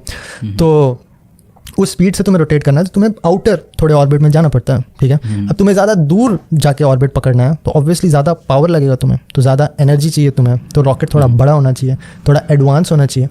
तो जो रोहिणी रॉकेट्स मैंने बताया वो कुछ नहीं होते, सॉलिड बूस्टर्स होते हैं, तो वो तो ऑर्बिट भी नहीं पकड़ते, वो तो ऊपर जाते हैं, टेलीमेट्री डाटा भेजते हैं और वो नीचे गिर जाते हैं, पैराबोलिक रहता है उसका, ठीक है। तो that is called like semi orbit, I think. नहीं, that is not semi orbit, sub orbital flights. Sub orbital मतलब ऑर्बिट नहीं पकड़ा, ठीक है। अभी PSLV रॉकेट्स जो होते हैं, और तुम्हारा SLV का भी I don't remember properly, SLV मैंने पढ़ा तो था, जो कि that is like the most pivotal part, जहाँ पे डॉक्टर APJ अब्दुल कलाम का प्रॉपर करियर स्टार्ट हुआ था। हाँ, तो उन्होंने उसी को सक्सेसफुल किया था, SLV-3 को। तो that is why he was given a position in DRDO, जिसकी वजह से like now you help us like in the same technology in defence. तो वो जो था, आई डोंट रिमेंबर, हाँ शायद उसने भी एक लाइक फुल ऑर्बिटल किया था। उसके बाद जो PSLV था, उसका तो मेनली वही था कि पोलर ऑर्बिट्स में हमें जाना है, मतलब they generally go from north pole to south pole, उस टाइप का रहता है। जियोसिंक्रोनस तुम समझ रहे हो, अर्थ के साथ घूमना है तो तुम इक्वेटर के लाइन पे रहोगे, है ना। तो पोलर का जनरली वैसा रहता है, इसलिए PSLV का लॉन्च भी थोड़ा डिफरेंट होता है। PSLV नीचे की तरफ जाता है, मतलब ऑस्ट्रेलिया की तरफ, क्योंकि उसे उस ऑर्बिट को पकड़ना है, ठीक है। उसमें एक डॉगलेग मैनूवर भी होता है, जो तुमने शायद सुना होगा, क्योंकि उसे श्रीलंका को थोड़ा एंगल लेके निकलना पड़ता है। बहुत सारे चीज़ आते हैं, रेगुलेशन जब आता है कि तुम कहाँ कहाँ गिरा सकते हो अपने स्टेजेस को, ये सब। तो इसलिए तुम देख लो कि कितने डिफरेंसेस हैं, मतलब एक तुम्हारा काम ही अलग है, एक पोलर लॉन्च व्हीकल का काम ही अलग है, और तुम्हारा जियोसिंक्रोनस सैटेलाइट लॉन्च व्हीकल का काम ही अलग है पूरा। तो वही मतलब कम एनर्जी वाला, थोड़ा कम एडवांस रॉकेट से इसरो ने स्टार्ट किया, दैट इज PSLV। तो वो तुम्हारा 90s में काफ़ी सक्सेसफुल हो गया। स्टार्टिंग में आई थिंक एक फेलियर हुआ था, उसके बाद तो PSLV is like the most robust launch vehicle of this entire planet, मतलब उससे ज़्यादा हाई तुम्हारा रिलायबिलिटी वाला लॉन्च व्हीकल बना नहीं है पूरी दुनिया में। मतलब that is called the work horse of ISRO, that is in general the work horse launch vehicle, क्योंकि उसमें तुमने सैटेलाइट रखा तो पहुंच जाएगा। और एक थोड़ा केस आया था 2017 में, जहाँ पे भी लॉन्च व्हीकल सक्सेसफुल था, लेकिन उसका जो शील्ड होता है, हीट शील्ड, जहाँ पे सैटेलाइट रखा हुआ था, वो खुल नहीं पाया, क्योंकि वो इजेक्टर का प्रॉब्लम था उस टाइम पे। तो वो मतलब फेलियर हो गया, क्योंकि अब तुम्हारा सैटेलाइट निकला ही नहीं, तो वो अंदर रह के क्या करेगा, ठीक है। तो वो एक पार्शियल फेलियर तुम बोल सकते हो, लेकिन हाँ, when it comes to launch vehicle it is very robust. उसके बाद GSLV Mark II जो आया, that is like very similar to PSLV। अगर तुम देखोगे तो उसका हाइट वाइट सब कुछ, विड्थ मतलब डायमीटर, ये सब जो है बहुत ही सिमिलर है। थोड़े से टेक्निकल डिफरेंसेस हैं, जैसे PSLV में तुम्हारे सॉलिड बूस्टर्स होते हैं, जो साइड में छोटे छोटे रॉकेट्स दिखेंगे ना, उसे बूस्टर्स बोलते हैं। हाँ, तो वो डिपेंड करता है फ्रॉम पेलोड ज़्यादा होगा तो बूस्टर ज़्यादा लगा दिया। लेकिन GSLV Mark, हाँ, इसमें पूरा प्रॉपर लिक्विड स्टेजेस हैं। तो जैसे मैंने बताया कि PSLV में सॉलिड स्टेजेस हैं बूस्टर्स। फर्स्ट स्टेज तो सॉलिड ही है, फर्स्ट स्टेज ये सब सॉलिड ही होता है। मैं ऐसे ही सॉलिड बोल दे रहा हूँ, जो बच्चे अभी ज़्यादा नहीं जानते हैं उनके लिए। जैसे तुम दिवाली में रॉकेट उड़ाते हो ना, वो एक तरह से सॉलिड बूस्टर है, मतलब बस केमिकल्स हैं उसके अंदर, और वो सारे केमिकल कंबस्टेबल होते हैं, तो एक बार आग लगा दिया तो वो पूरा जल के ही रुकेगा, ठीक है। तो ये सॉलिड बूस्टर्स होते हैं। लिक्विड अगर तुम सोचो, जो जैसे तुम्हारे गाड़ी में जो प्रोपेलेंट है, मतलब जिसे तुम पेट्रोल बोलते हो, that is a liquid fuel. जब रॉकेट साइंस आ जाता है, फिर रॉकेट डिज़ाइन आ जाता है, तो उसके प्रोपेलेंट्स और ऑक्सीडाइज़र अलग हो जाते हैं।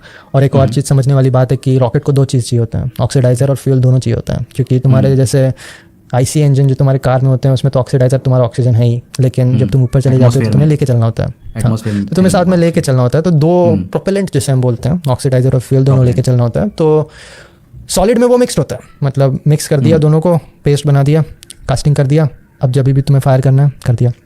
बहुत हद तक तुम्हारा जो गन होता है, उसका जो बुलेट होता है, उसका कॉन्सेप्ट भी सेम है। सॉलिड बूस्टर्स, ठीक है, उसी से तुम्हारा बुलेट निकलता है आगे, वही उसे प्रोपेल करता है।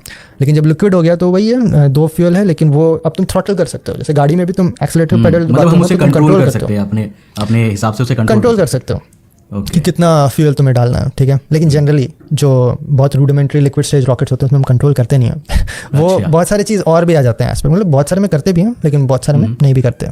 तो वो आ जाता है कि अब लिक्विड स्टेज हम क्यों यूज़ कर रहे हैं फिर, तो बहुत सारी चीज़ होते हैं। एक स्पेसिफिक इम्पल्स आ जाता है, थ्रस्ट तुम्हें ज़्यादा चाहिए कि तुम्हें ज़्यादा देर तक बर्न करना है।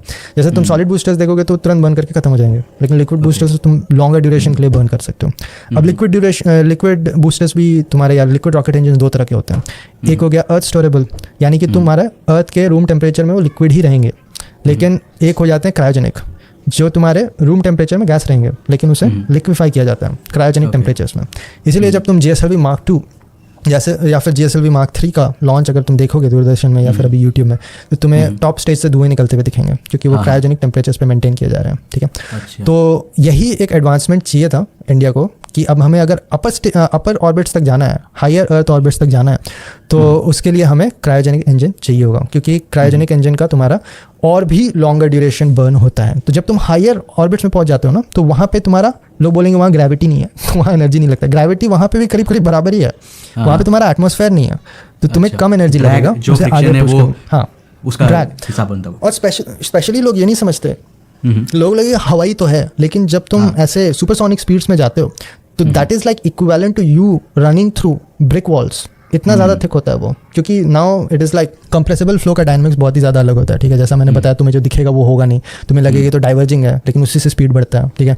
तो that is like the whole science अलग ही है वो कंप्रेसिबल फ्लूइड्स का। तो वही जब तुम्हारा इतना हाई स्पीड से चलता है तो एयर बहुत ही बड़ा रेजिस्टेंस बन जाता है, और एक बार तुमने क्रॉस कर दिया तो उतना ज़्यादा एनर्जी नहीं लगता तुम्हें प्रोपेल करने के लिए। मतलब फिर तो जितना लगाओगे उतना तुम्हारा आगे चला जाएगा, प्लस तुम्हारा साइज छोटा हो गया। हम जैसे ये सुनते हैं कि जो 90% जो मतलब मैक्सिमम अमाउंट ऑफ जो फ्यूल है वो केवल अर्थ के एटमॉस्फेयर को क्रॉस करते करते ही खत्म हो जाता है।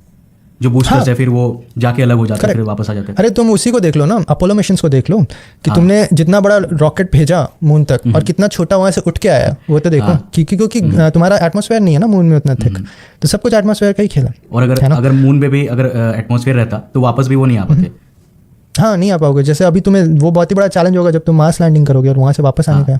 इसलिए तो अभी बोल दिया है, जो भी मार्स में पहुंचेगा वापस नहीं आएगा, वहीं रहेगा। यही अगला सवाल मैं इसी पे आ रहा था आपके पास कि आपने इलोन मस्क को सुना होगा, जो काफ़ी ज़्यादा विजनरी है मार्स को टेराफॉर्म करने के लिए। तो मैं इसी पे आना चाहता हूँ कि आपको क्या लगता है कि मार्स को टेराफॉर्म करना क्या सही वे रहेगा, सही दिशा रहेगी ह्यूमैनिटी के लिए? और अगर है तो टेराफॉर्म कर क्यों नहीं रहे? मतलब अभी तक ऐसा क्या रीज़न है कि हम नहीं जा रहे? या ये तो मैंने करीब 2-3 साल प्रॉपरली पढ़ा था, इसलिए मैं डेटा पे ज़्यादा रिलाई मत करना। लेकिन मोस्टली ये टेम्परेचर का खेल है कि it is not inhabitable right now, ठीक है। बहुत सारे आई थिंक ये लोअर है ना टेम्परेचर, क्या है मार्स का टेम्परेचर भी करेंटली शायद लोअर साइड पे है वो।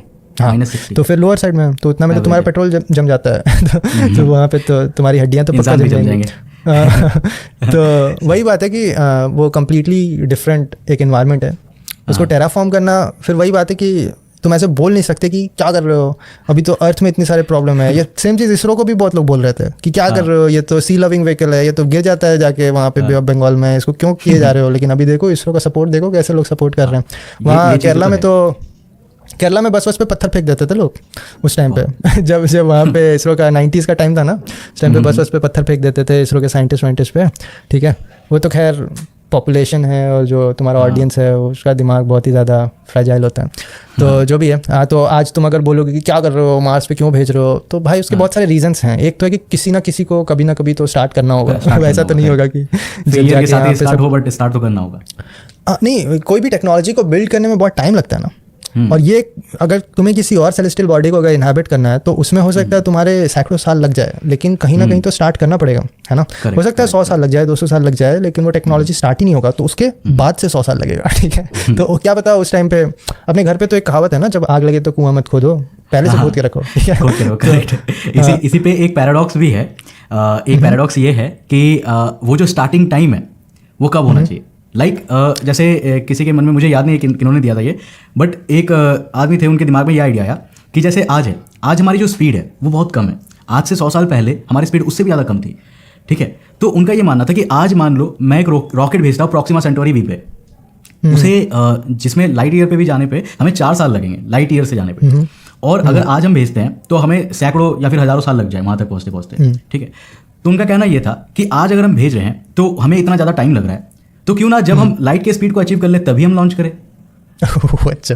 तो ये पैराडॉक्सियल, हाँ, ये पैराडॉक्सियल मतलब क्वेश्चन उठाता है कि आखिर स्टार्ट कब करें। अब इसमें काफ़ी सारी बातें ये भी आती है कि अगर आज स्टार्ट ही ना करें तो हम लाइट के स्पीड तक पहुंचेंगे कैसे।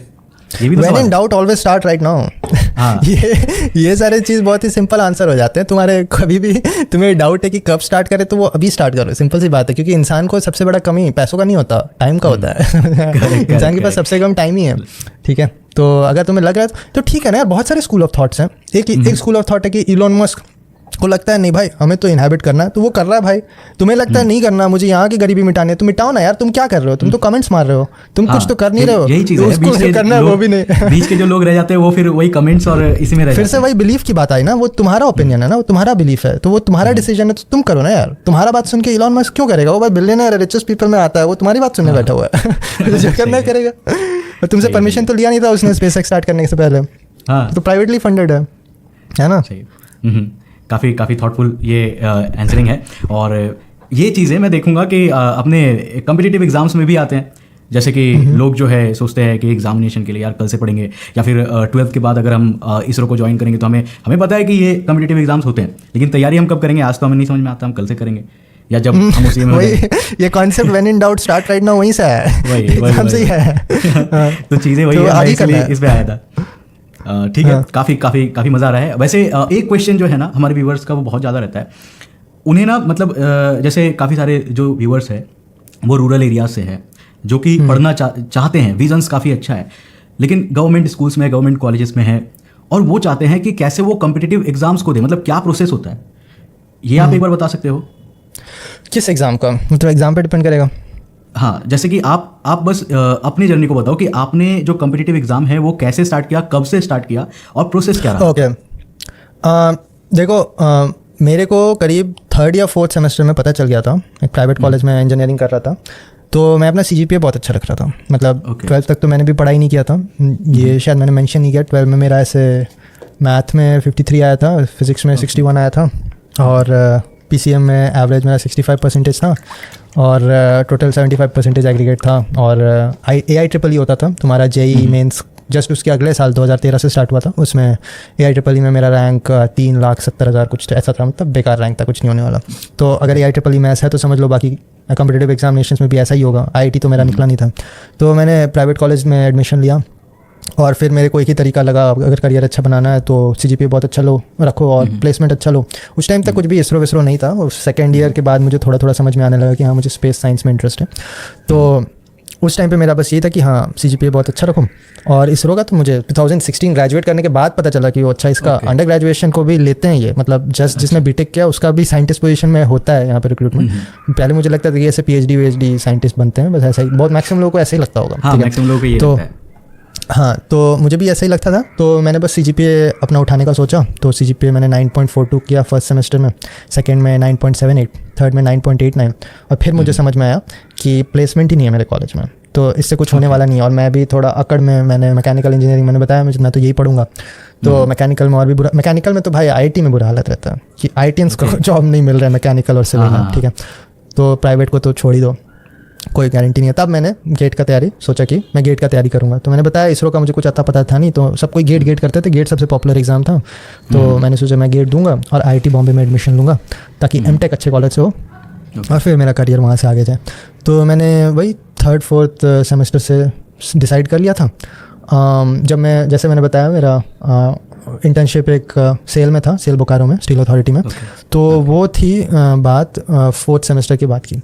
तो 4th सेमेस्टर के जस्ट बाद मुझे याद है कि मैं सेल बोकारो में सुबह जाता था और ट्रेनिंग करके 5 बजे आता था, और फिर मैं गेट के प्रीवियस ईयर क्वेश्चंस देखते रहता था। मतलब उस टाइम पे मैं सीरियसली पढ़ना स्टार्ट कर चुका था। तो यही मतलब तैयारी का था। आपने पूरा मतलब काम करते करते ही आपने इनको भी चलाया, साथ में पढ़ा? हर समय ऐसा ही होता है लाइफ में, तुम्हें कुछ करते करते ही कुछ और करना होगा। मतलब नहीं, ये चीज़ मुझे समझ में आ गया। मोस्टली जो लोग हैं ना इसको एक्सक्यूज लेके बैठ जाते हैं, मैं इसलिए कह रहा हूँ। हाँ, मोस्टली जो लोग हैं इसको एक्सक्यूज लेके बैठ जाते हैं कि लाइक अभी तो यार हम काम कर रहे हैं, हम यहाँ पे बिजी है, टाइम ही नहीं मिलता, रील्स देख रहे हैं 1 घंटे बैठ के, कभी टाइम नहीं मिले। रील्स का टाइम मिल जाता है क्यों? वो बैलेंस हो जाएगा साथ में पढ़ाई नहीं हो पाएगा। इसकी एक और चीज़ बताता हूँ, बहुत लोग ये भी बोलते हैं कि मैं वर्कआउट नहीं कर पाता, मैं जिम नहीं जा पाता, मैं अपना मेरा स्पोर्ट्स हॉबी था वो मेरे को छोड़ना पड़ा। मैं खुद अपना एग्जांपल दूंगा कि मैं वर्कआउट नहीं कर पाता, ऐसा मैं खुद भी कहता हूँ। अच्छा तो तुम्हें मैं एग्जांपल देता हूँ। तभी स्टील अथॉरिटी की बात हुई है, तो मैं बोकारो में ना एक किसी सेक्टर, पूरा बोकारो सेक्टर ही सेक्टर भरा हुआ है, ठीक है। तो वहाँ पे मैं किसी सेक्टर में रहता था और वहाँ पे ना IIT JEE का कोचिंग बहुत ही ज़ोर शोर से चलता है, वो समझ लो एक तरह से कोटा है झारखंड का, ठीक है। तो वहाँ पे बच्चे बहुत सारे भरे पड़े रहते थे, तो PG का भी वहाँ पे चलाओ है बहुत अच्छे तरीके से। तो वहाँ पे ना मुझे कहीं रूम नहीं मिल रहा था, क्योंकि मैक्सिमम वहीं पे 11-12 के बच्चे भरे हुए थे तो 1 महीने के लिए कौन ही रूम देता है, वहाँ पे बच्चे 1 साल के लिए बैठे हुए, तुम्हें 1 महीने के लिए कौन देगा।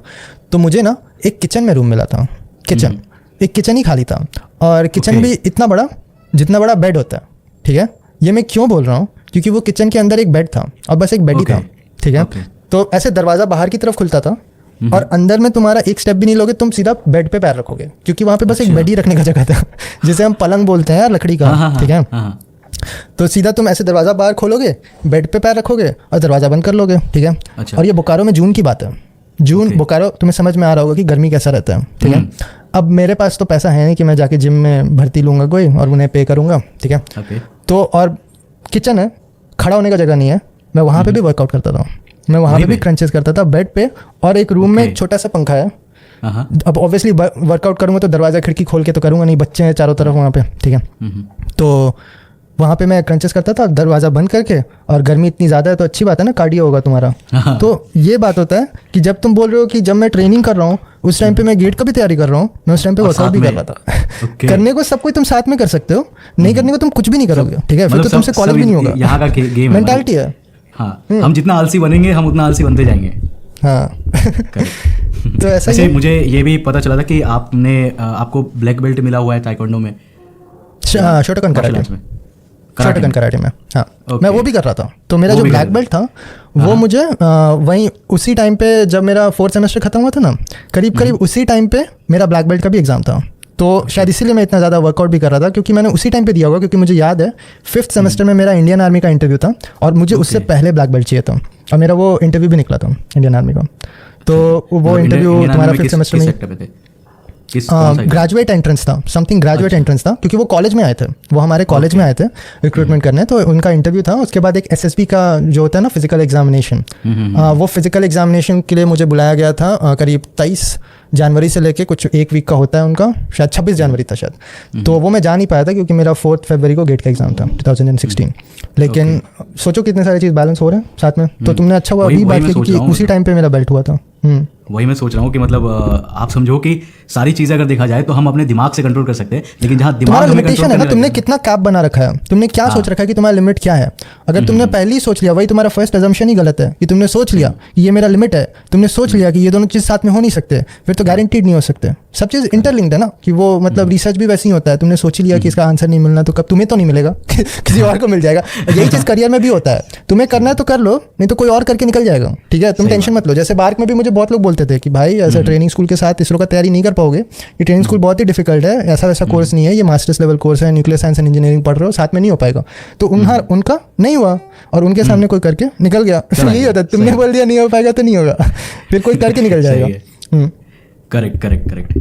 मैं काफ़ी ज़्यादा एग्री भी करूँगा इस बात से, क्योंकि ये बात मतलब 100% सच है। ओके, तो अब हम आते हैं अपने सबसे जो बोलते हैं ना सबसे इंटरेस्टिंग सवाल पे, जो मैंने शुरुआत में ही लोगों को रोक दिया था बताने के लिए, कि जब आपने इतनी तैयारियां की, आपने मतलब इतनी मेहनत की, आपने बार्क के बाद जो है इसरो को भी क्रैक किया, उसमें एज ए साइंटिस्ट वर्क भी किया, लेकिन आखिर वो कौन सी रीज़न है कि आपने मतलब इसरो में अपने जॉब को छोड़ दिया और अभी आप क्या करते हो अपने लिविंग के लिए? यार ये आंसर तो मैं पिछले 3 साल से, मतलब मेरा जनवरी 31, 2020 में इसरो से रेजिग्नेशन था officially, that is my day of retirement, ठीक है। तो उस टाइम से लेके आज तक ऑब्वियस सी बात है, मुझे तो लगा ये तुम्हारा पहला ही क्वेश्चन होगा तो मैंने सोचा कि अच्छा भाई इसने कम से कम स्टार्ट इससे नहीं किया, ठीक है। लेकिन ये तो लोग मुझसे पूछते ही आ रहे हैं, है ना। मेरे शायद चैनल में जाके देखोगे तो शायद one of the most popular video भी यही है, व्हाई आई लेफ्ट इसरो, ठीक है। लेकिन वो मेरा 3 साल पहले का आंसर था, और ये आंसर मतलब एज आई ग्रो ओल्डर ज़्यादा मैं भी अपने आप को एनालाइज कर रहा हूँ, पूरा का पूरा बुक ही लिख दिया, तो मैंने अपने आप को ही एनालाइज किया होगा बैठ के 5 साल की मैंने क्या किया, क्यों किया। तो इतना तो जो लोग the boy who did not sign पढ़ेंगे उन्हें भी ये समझ में आ जाएगा, कम से कम 7th-8th चैप्टर तक अगर किसी ने पढ़ लिया तो उन्हें समझ में आ जाएगा ये लड़का छोड़ेगा इसरो पक्का से पक्का। ये बुक जिन्होंने भी पढ़ा है उसने मुझसे कभी नहीं पूछा कि आपने इसरो क्यों छोड़ा, क्योंकि उन्हें समझ में आ जाएगा कि वो माइंडसेट क्या है। और अभी थोड़ा बहुत जब मैंने मेंटालिटी के बारे में बात किया तो भी शायद लोगों को समझ में आ गया होगा कि ऐसा माइंडसेट जो है ये कंटिन्यूस ग्रोथ सीख करता है, तो वो कंटिन्यूस एक्सप्लोर करते रहेगा। एक बहुत ही सिंपल तरीके से जो मैं एक्सप्लेन कर सकता हूँ वो ये है कि तुमने कुछ टारगेट सेट किया, ठीक है, गोल सेट कर दिया, उसके बाद क्या होता है ये कभी सोचा? उसके बाद क्या तुम्हें मोक्ष मिल जाता है, तुम्हारा इटर्नल पीस, अब खत्म हो गया काम, पर्दे गिर गए, वो क्या बोलते हैं कास्टिंग्स आने लगे, खत्म हो गया मूवी का एंडिंग वहाँ खत्म करते, उसके बाद के तो बताते ही नहीं है। उसके बाद सब उठे, लाइट वाइट जल गया, निकल गया, उसके बाद क्या होता है? उसके बाद नया मूवी स्टार्ट होता है ना यार। जैसे अभी मैंने ये बुक लिखा है, इसके बाद लोग ऑलरेडी पूछ रहे हैं कि सीक्वल में क्या होगा, क्योंकि आगे भी कुछ होता है ना उसके आगे, तो फिर वो शायद एक नया मूवी बन जाता है। तो जब तुम्हारा एक गोल मीट होता है तो उसके बाद एक नया गोल बन जाता है, उसे परस्यू करना है। ठीक है, तुमने सोच लिया कि मुझे स्पेस साइंस में इंटरेस्ट है, मुझे इसमें करियर परस्यू करना है, कर लिया, बहुत हद तक परस्यू किया, आगे भी करते होंगे, मैं आज भी पढ़ता रहता हूँ, लेकिन ज़रूरी नहीं है ना कि तुम एक ऑर्गेनाइजेशन से अटैच होकर वो करो। बहुत लोग करते हैं, ऑब्वियस सी बात है, बहुत लोग वो भी करियर ट्रेजेक्टरी पे करते हैं और बहुत ही अच्छा कर रहे हैं अपने करियर में। लेकिन तुम देख रहे हो कि मैं बस एक इंजीनियर नहीं हूँ, बस एक इंजीनियर ने कभी भी एक बुक नहीं लिखा है, ठीक है। अगर किसी इंसान ने बैठ के खुद से एक बुक लिखा है, 5 साल बैठ के खुद से उस आर्ट को सीखा है, तो ऑब्वियस सी बात है वो बस एक इंजीनियर नहीं है, वो और भी बहुत सारी चीज़ कर रहा है। तो और ये करियर था जो मुझे परस्यू करना था। बहुत लोग ऐसे भी बहुत सारी चीज़ बोलते हैं कि भाई ये तो तुम इसरो में रह के भी कर सकते हो। भाई तुम रहे हो इसरो में कि मैं मुझे पता है वहाँ का वर्क कल्चर कि तुम्हें पता है, ठीक है। तो इसरो में तो कई बार ऐसा भी होता था कि मैं 10 बजे वापस लौट रहा हूँ, सैटरडे को सुबह जा रहा हूँ, संडे को काम कर रहा हूँ। इसरो तो इसरो है, एक रीज़न है जिसकी वजह से इट इज़ एक्सेलिंग, है ना। तो वो है। और मैं करियर में एक पॉइंट पहुंच गया था जिस टाइम पे मुझे जॉब की ज़रूरत नहीं थी, और ये मुझे लगता है हर इंसान का ये करियर गोल होता है। अब वो उसे 40 साल के एज में मिले या फिर 50 साल के एज में मिले या 60 साल में रिटायरमेंट के बाद मिले, इंसान का गोल ये होता है कि एक टाइम पे मुझे जॉब की ज़रूरत ना हो। और जिस तरह से सोशल मीडिया चेंज हो रहा था और जिस तरह से डेमोग्राफिक चेंज हो रहा था, और तुम खुद ही जानते हो जिस तरह से वर्ल्ड चेंज कर रहा था 2018-19 में, मुझे एक अपॉर्चुनिटी मिला जब मैं इसरो घुसा था। तो ये क्लियर कट लाइक डिक्लेरेशन है, मैं क्लियरली बताना चाहता हूँ लोगों को कि मैंने ये कभी नहीं सोचा था कि मैं इसरो में रिटायर करूँगा, ऐसा कोई थॉट प्रोसेस था ही नहीं मेरा। तो मेरा उस टाइम पे प्लान था कि मैं 3 साल काम करूँगा और मैं इससे रिज़ाइन करके आगे बढ़ूँगा। और वो बस स्पीड अप हो गया क्योंकि ये सारी सोशल मीडिया की वजह से मुझे ज़रूरत नहीं पड़ा एक पॉइंट पे एम्प्लॉयमेंट का, तो ये सारी चीज़ स्पीड अप हो गए। और उसके बाद मैंने क्या किया और मैं अभी क्या कर रहा हूँ, मैं तो बस ये बता सकता हूँ कि मैं एक पॉडकास्ट होस्ट करता हूँ जिसका नाम है आर्ट पॉडकास्ट, और दूसरा मैं राइटर, मैंने एक बुक लिखा है और मैं दूसरा बुक अभी लिख रहा हूँ। लेकिन बाकी सारी चीज़ को मैं स्पॉइल नहीं करना चाहता क्योंकि मैं ये बुक का एक सीक्वल भी लिखना चाहता हूँ।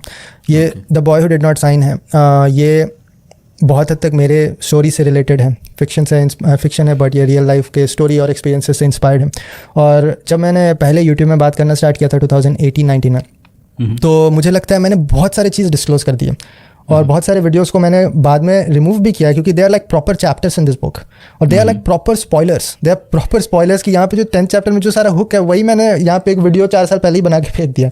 तो अगर तुम्हारे पास बहुत ही अच्छा एक स्टोरी है तो why not properly write it and properly tell it to the world, है ना। ऐसे तुम बिट्स एंड पीसेस में बताते रहोगे तो कोई सेंस नहीं बनता। और सोशल मीडिया में this is applicable for you also, and I think तुम भी ये बिलीव करते हो कि अगर just because you are on social media does not mean तुमने अपना पूरा लाइफ खोल के फेंक दिया सामने सबके। वो तो व्लॉगर्स करते हैं यार, वो तो व्लॉगर्स का काम है, मैं व्लॉगर थोड़ी हूँ, ठीक है। तो और एक और चीज़ होता है कि अगर तुम कुछ चीज़ परस्यू करो, जैसे अभी भी मैं करेंटली कुछ परस्यू कर रहा हूँ, तो दैट इज़ अंडर कंस्ट्रक्शन।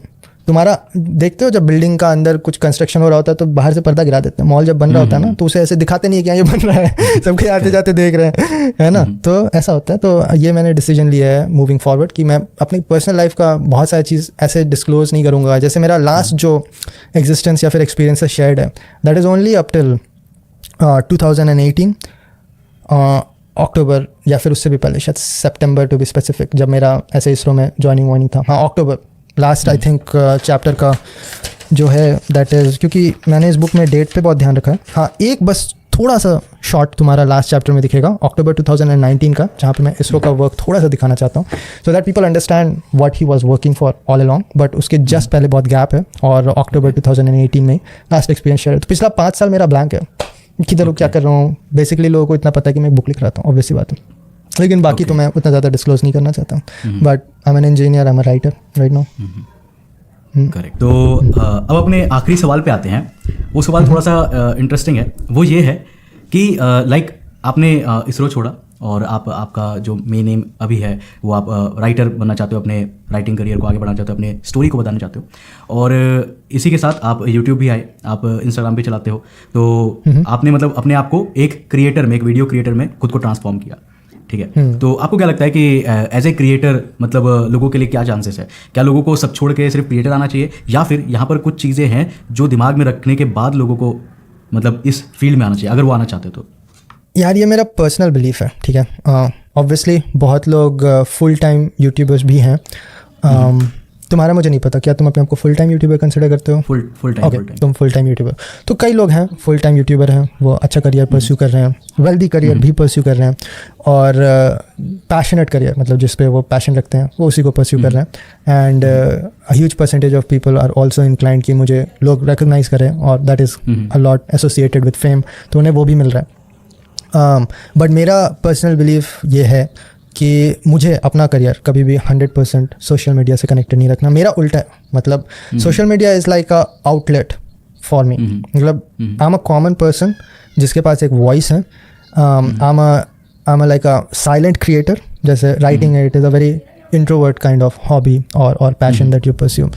तो I get an outlet and an audience, मतलब देयर शुड बी पीपल जो मेरा बुक पढ़े, है ना। तो उन्हें मैं रीच आउट कैसे करूँगा? तो एक टाइम पे that was not possible. Writers के लिए पब्लिशर्स बहुत इंपॉर्टेंट है, पब्लिशिंग के लिए मार्केटिंग इंपॉर्टेंट था, और वो किस तरह से तुम्हारा बुक प्रमोट करते हैं, कहाँ कहाँ किसके शेल्फ में वो डाल रहे हैं, वो सब कुछ वो कंट्रोल करते थे। एंड वो कितना कॉम्पिटेंट है वो उन पर डिपेंड करता है, और तुम्हारा बुक उनके हाथ में है, ठीक है।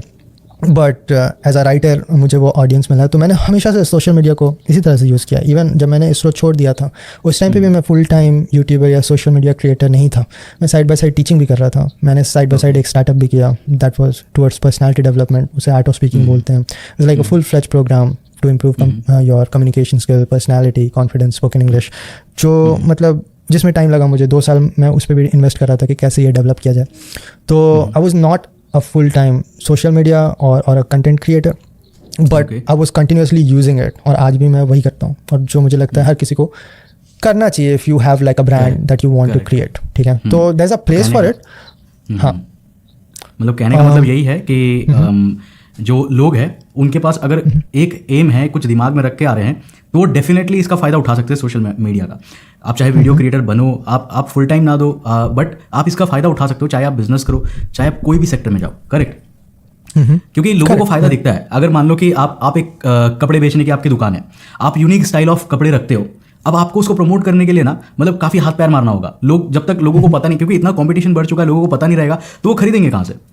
अब यहाँ पर कंपटीशन तो वही बात है, हमेशा से था competition. I don't think change कर रहा है, बट बस यही है कि वे ऑफ प्रमोटिंग इट, मतलब आपको रीच आउट करना है ना, आपको रीच आउट करना है। मतलब आप समझो कि पहले भी तुम पोस्टर लगा के करते थे, आज तुम कुछ और करके कर रहे हो, लेकिन बस वो मीन्स चेंज हो रहा है। बट ये it is more accessible to a common person. यहाँ पे कुछ जो एंट्री बैरियर है वो जा चुका है।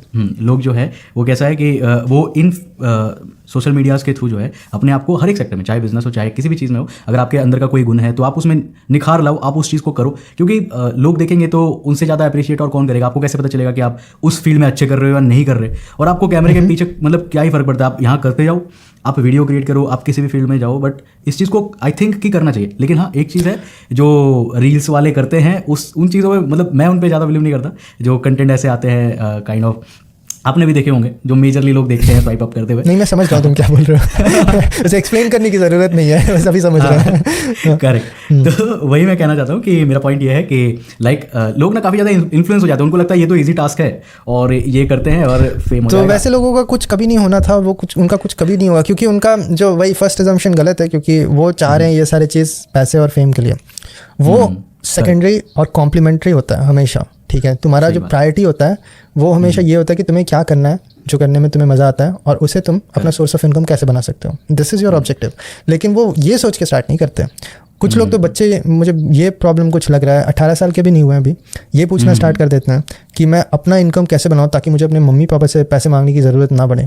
और तुम्हें अभी ज़रूरत इसलिए पड़ रही है क्योंकि तुम्हें अभी उतना दिमाग है नहीं, ठीक है। तो तुम जो डिसीजन लोगे ना, वो तुम्हारे पेरेंट के थ्रू आए, तो वो तुम्हारे पेरेंट कितने भी ज़्यादा इलिटरेट हो और उन्हें कुछ भी नहीं पता हो और कितने भी बेवकूफ़ हो, तुमसे ज़्यादा समझदार है, ठीक है। तो वो जो एक डिज़ाइन है वो सोच समझ के ही बना जो है जिया है।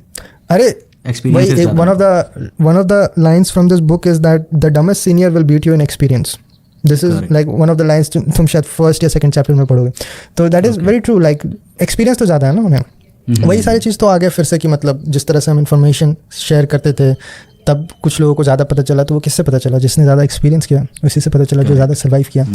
तो ये मेंटालिटी नहीं होना चाहिए कि भाई मैं तो अभी बस पैसे बनाना चाहता हूँ, कुछ भी करके अपने घर वालों से छुटकारा पाना चाहता हूँ और इसीलिए मैं यूट्यूब या यहाँ पे कंटेंट बनाऊँगा और कुछ भी बनाऊँगा, जो भी चल रहा है वो बनाऊँगा।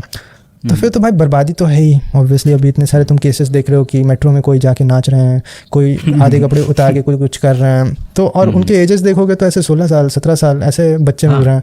तो ये तो बस वही है ना, बर्बादी है। इससे तुम्हारा that is not sustainable, right? तुम कब तक मेट्रो में नाचोगे? कभी तो शायद दौ आ जाए और कभी कोई तुमसे बोर हो जाए, या कभी और भी 5 लोग नाचने लगे तो कंपटीशन आ जाए, या फिर तुम मतलब ये भी बहुत सारी चीज़ होता है ना कि बहुत सारी स्पेशली लड़कियों के लिए बहुत इजी है फेम पाना। अगर वो थोड़े अपने सेमी न्यूड्स पिक्चर्स अपलोड करने लगे इंस्टाग्राम में, काफ़ी इजी है। बट ये तो कोई भी कर सकता ना, मतलब ये कोई भी लड़की कर सकती है, ठीक है? तो इसमें तुमने कुछ ज़्यादा कुछ खास किया नहीं है और ये कोई स्किल तुमने डेवलप नहीं किया। जैसे कि आज मुझे अपने स्किल पे कॉन्फिडेंस है कि मैंने पिछले 10 साल इंजीनियरिंग परस्यू किया है। अगर तुम्हें मुझसे अच्छा इंजीनियर बनना है ना, तो तुम्हें भी 10 साल मेहनत करना पड़ेगा जैसा मैंने किया। तो तुम ऐसे 2 दिन में अचानक से आके मेरे से अच्छा इंजीनियर बन के कोई कंपनी में जॉब ऐसे नहीं ले सकते, ठीक है? या कहीं का कंसल्टेंट नहीं बन सकते तुम, ठीक है? तुम्हें भी उतना मेहनत करना पड़ेगा। अभी किसी ने बोला कि नहीं मैं कपड़े उतार देता हूँ और मेरे को पैसे मिल जाए, तो फिर तो कोई भी आके तुरंत सेम चीज़ कर देगा ना तुम्हारे बगल में, तो फिर वो दैट इज़ नॉट सस्टेनेबल, है ना? तो यही चीज़ तुम्हारा सेम व्यूज़ में भी होता है। अगर तुम बस कुछ भी बस अट्रैक्ट करने के लिए तुम कुछ भी कर रहे हो, और ऐसे व्लॉगर्स बहुत करते हैं कि कुछ भी कर रहे हैं, ठीक है? कई लोग तो पूरा का पूरा स्क्रिप्ट लिख के, पूरा प्लानिंग रख के, प्रैंक सब कुछ प्लान्ड है, रिएक्शन प्लान्ड है, एक्टेड है, सब कुछ तैयारी है और उन्होंने कर दिया। तो फिर भाई इसमें कोई एंट्री बैरियर तुमने नहीं बनाया जो तुम्हारे टाइम के साथ और स्किल के साथ बनता है, तो वो कोई भी कर सकता है। और अल्टीमेटली यही होता है, चढ़ते हैं फिर गिरते हैं। और ये चीज़ उन लोगों को समझना बहुत ही ज़रूरी है जो बहुत ही यंग है और सोशल मीडिया को देख रहे हैं। जो भी चीज़ तुम्हें आसानी से मिल रहा है वो उतनी आसानी से जाएगा, सिंपल सी बात है। तो अगर तुम्हें पैसा मिल भी जा रहा है, बहुत लोग कमा भी ले रहे हैं भाई, 20 लाख 30 लाख 40 लाख 60 लाख कमा रहे हैं पर साल, लेकिन वो कब तक करोगे? और बहुत लोग अच्छे से भी कर रहे हैं, उन्होंने कमाया और फिर बिल्ड कर लिया, फिर और भी किया, फिर बिल्ड कर लिया। तो फिर डिपेंड करता है इंसान पे और अल्टीमेटली डिपेंड करता है कि तुम कितना ज़्यादा पेशेंट रह रहे हो और कितना ज़्यादा इन्वेस्ट कर रहे हो। जो ग्रो भी कर रहा है वो तो पेशेंट है ना, कि भाई वो जाके गाड़ी नहीं खरीद ले रहा तुरंत, ये सोच रहा है कि मुझे इन्वेस्ट करना है। तो वो है कि तुम्हें ऑब्जेक्टिव पता होना चाहिए। आजकल जो यंगर जनरेशन है उनके लिए तो मतलब सेविंग्स एकदम ही खत्म हो चुकी है। मतलब कुछ भी पैसे आए तो जरूरी नहीं है कि मेरे पास आईफोन हो बट उसमें डालना है। मतलब लोग इतना ज़्यादा इन्फ्लुएंस हो जाते हैं और मार्केटिंग जो है वो भी इतना अच्छा तरीके से लोगों के थ्रू जो प्रमोट करते हैं कि यार ये देखो ये है। अभी मेरे घर के बाजू में मतलब लोग रहते हैं, बच्चे रहते हैं खास करके, तो वो काफ़ी वीडियोस देखते हैं। तो जाता हूँ तो बार बार पूछते हैं कि हमें भी कुछ ऐसा करना है, हमें भी कुछ ऐसा करना है, आपने कैसे किया? हम करते हैं, हमारा चलता नहीं है, कोई देखता नहीं है। फिर उनमें से कोई मुझे ये कहता है कि मेरा भी नहीं देखता था कोई जब मैं पहला वीडियो बनाता था तो वो तो लगे रहना होता है। हाँ, मतलब वो ये नहीं समझते ना कि बहुत टाइम लगता है आपको ग्रो करने में। आपको समझना पड़ता है कि लोगों की नीड क्या है, आपको उसके हिसाब से इवॉल्व भी करना पड़ता है। और ऐसा नहीं कि एक बार टच कर लिया तो हो गया, आपको उसके साथ साथ भी डे टू डे अपडेटेड रहना पड़ता है। और इसीलिए तुम्हारा ऑब्जेक्टिव और एम और पैशन ये इंपॉर्टेंट होता है, क्योंकि तुम सस्टेनेबली कंटिन्यूसली 2 साल के लिए नहीं कर सकते अगर तुम बस वो पैसों के लिए ही कर रहे हो तो, ठीक है? तो बेसिकली यही है। तो उसमें से एक बच्चा मुझे ये कहता है कि भैया आप अपना सुपरा कब ले रहे हो? स्पोर्ट्स का। तो मैंने कहा मतलब स्पोर्ट्स कार लेने की जरूरत क्या है? मतलब क्या यहाँ पे वैसे रोड से चलाने का मैं उसको लेके करूँगा क्या?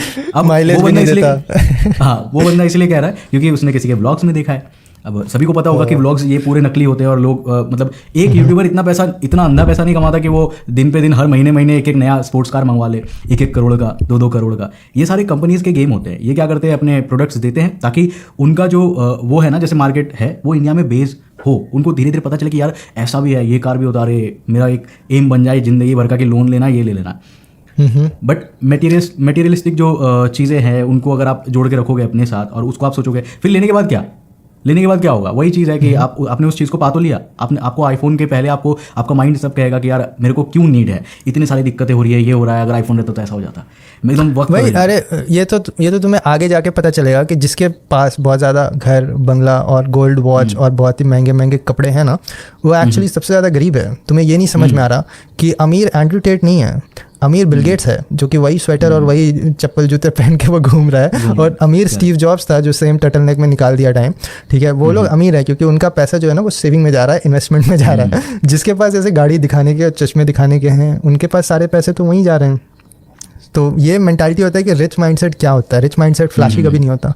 तो वही बात है ना कि it is always better to be anonymous and rich than to be poor and famous.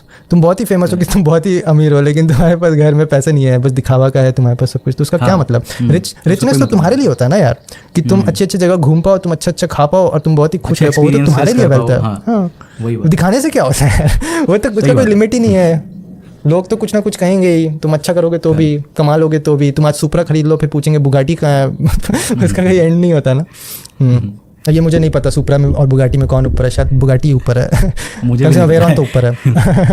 अगला सवाल जो है वो हमारा थोड़ा सा मतलब मिस्टिकल रहने वाला है, क्योंकि बहुत से जो व्यूअर्स हैं हमारे वो बार बार जो है पूछते हैं कि यार घोस्ट क्या होता है, क्या घोस्ट जो है वो पैरेलल डायमेंशन के कोई ऐसा ग्लिच हो सकता है या वाकई में एग्जिस्ट करता है? अगर एग्जिस्ट करता है तो बहुत सारे लोगों ने नहीं देखा है। और जैसे कि आपने कहा कि आप अभी यूएस में रहते हो, अमेरिका में, तो हम ऐसा मानते हैं कि जो अमेरिकन लोग हैं वो काफ़ी मतलब आगे हैं, उनकी सोच थोड़ी आगे चलती है हमसे। तो क्या ऐसा कुछ नहीं है? कुछ थोड़ी होता है, एक कंट्री का सोच आगे चलता है, हर कंट्री में गधे होते हैं, काबुल में गधे नहीं होते क्या? मैं बस यही कहना चाहता कि जैसे इंडिया में लोग हैं, इंडिया में जो लोग हैं वो मतलब थोड़े भूतों पे विश्वास रखते हैं, अंधविश्वास चीज़ों पे थोड़ा मानते हैं ज़्यादा। तो क्या ऐसा यूएस में भी होता है, और क्या आप भी मानते हो भूतों पे?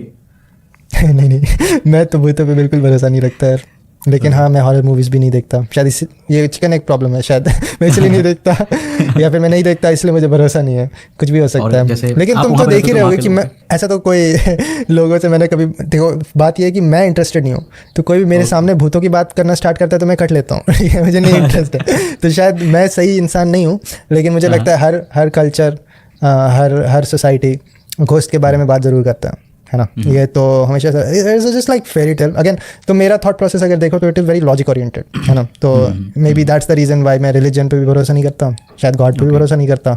और गॉड पे भरोसा नहीं करता तो गारंटी घोस्ट पे मत भरोसा करना दोनों ऐसा मत करना कि भगवान पे भरोसा नहीं करता, दानव पे भरोसा करता हूँ, तो प्रॉब्लम हो जाएगा फिर तुम्हारा डिफेंड कौन करेगा एक दूसरे को, ठीक है।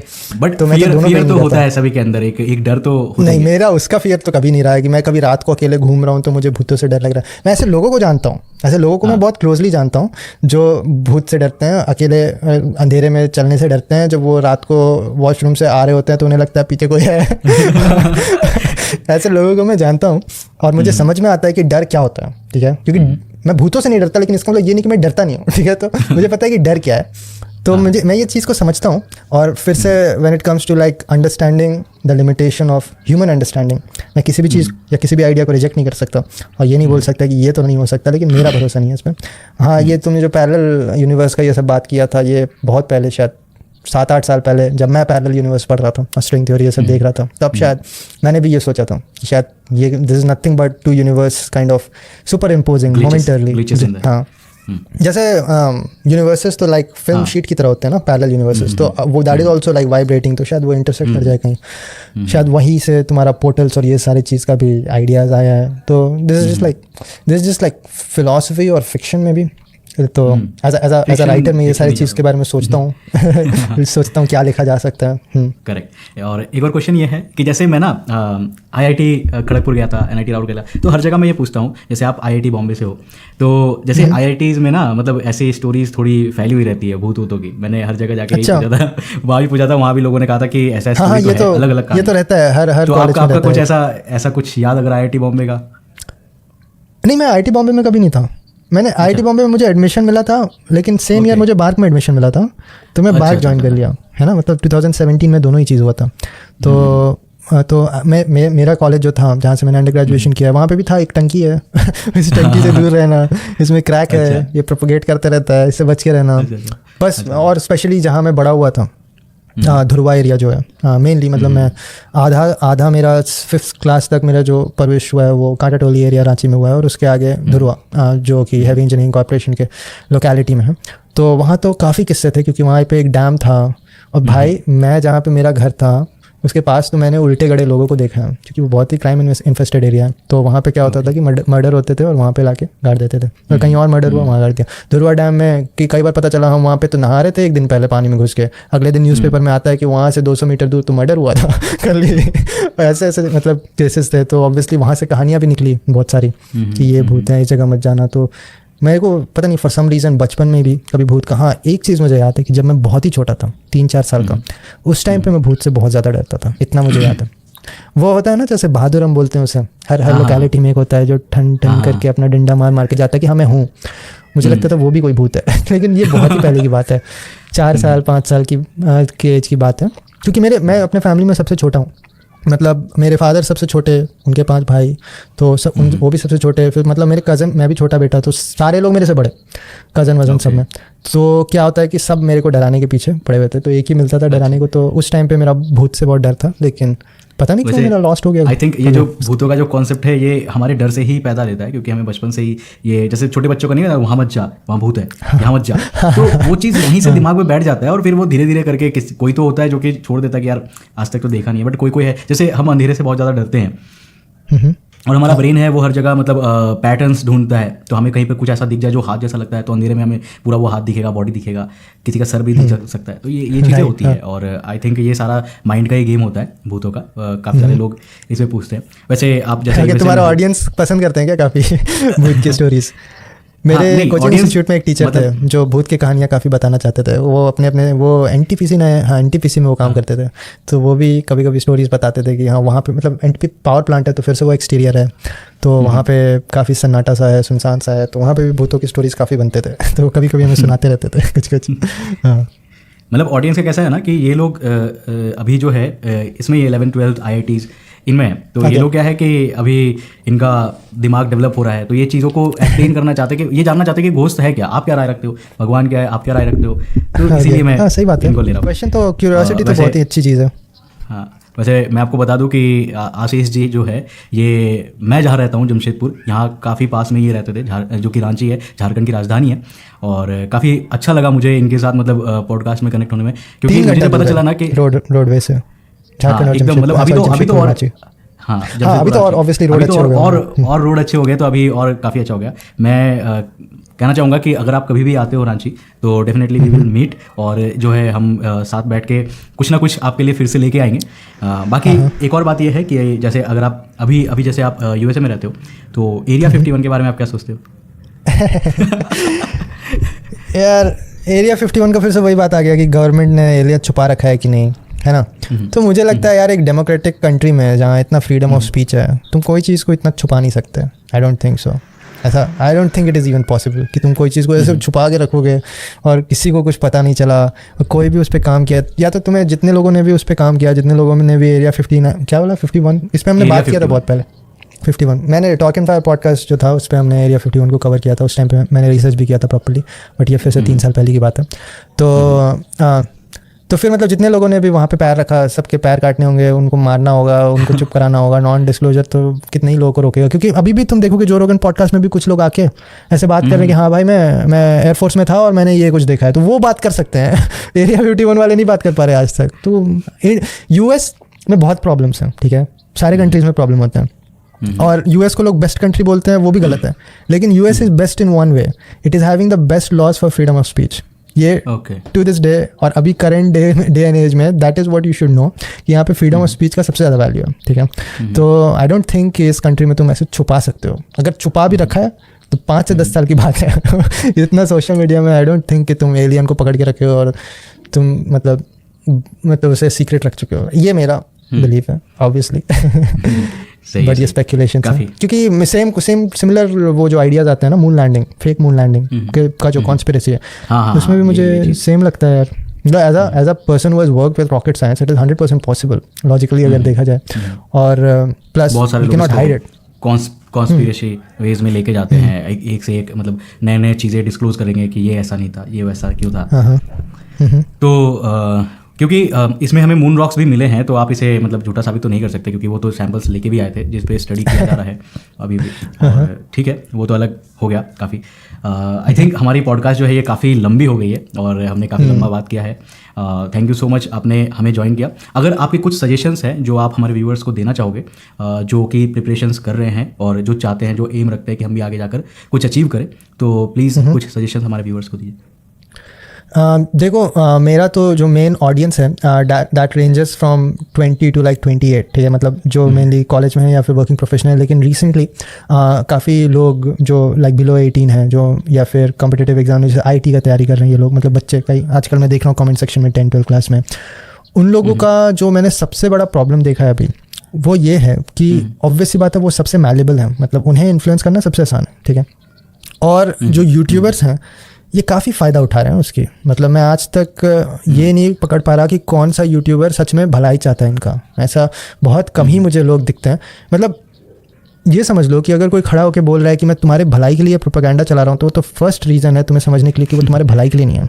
जो तुम्हारे भलाई के लिए वो तुम्हें एजुकेट करके निकल जाएगा, ठीक है, जैसे तुम कंटेंट बनाते हो, तुमने सिखाया और तुम निकल गया, तुम अपना अगले कंटेंट के लिए काम कर रहे हो। लेकिन ये जो एग्जामिनेशन पे आता है, और ये मैंने गेट एग्जामिनेशन और गवर्नमेंट एग्जामिनेशन में भी काफ़ी देखा, एग्जाम पोस्टपोन कराओ, ये कराओ, इधर लेटर भेजो, प्रोटेस्ट करने पहुंच जाते हैं यार, दिल्ली में पहुंच गए प्रोटेस्ट करने, खड़े हैं वहीं पे, पढ़ाई कौन करेगा, ठीक है। तुम दुनिया बदलने नहीं आए हो ना यार, तुम तो पहले अपना लाइफ तो बना लो, तुम पहले अपने पैरों पे तो खड़े हो जाओ, फिर तुम दुनिया बदल लेना भाई, पहले तुम सेल्फ सफिशिएंट तो हो जाओ।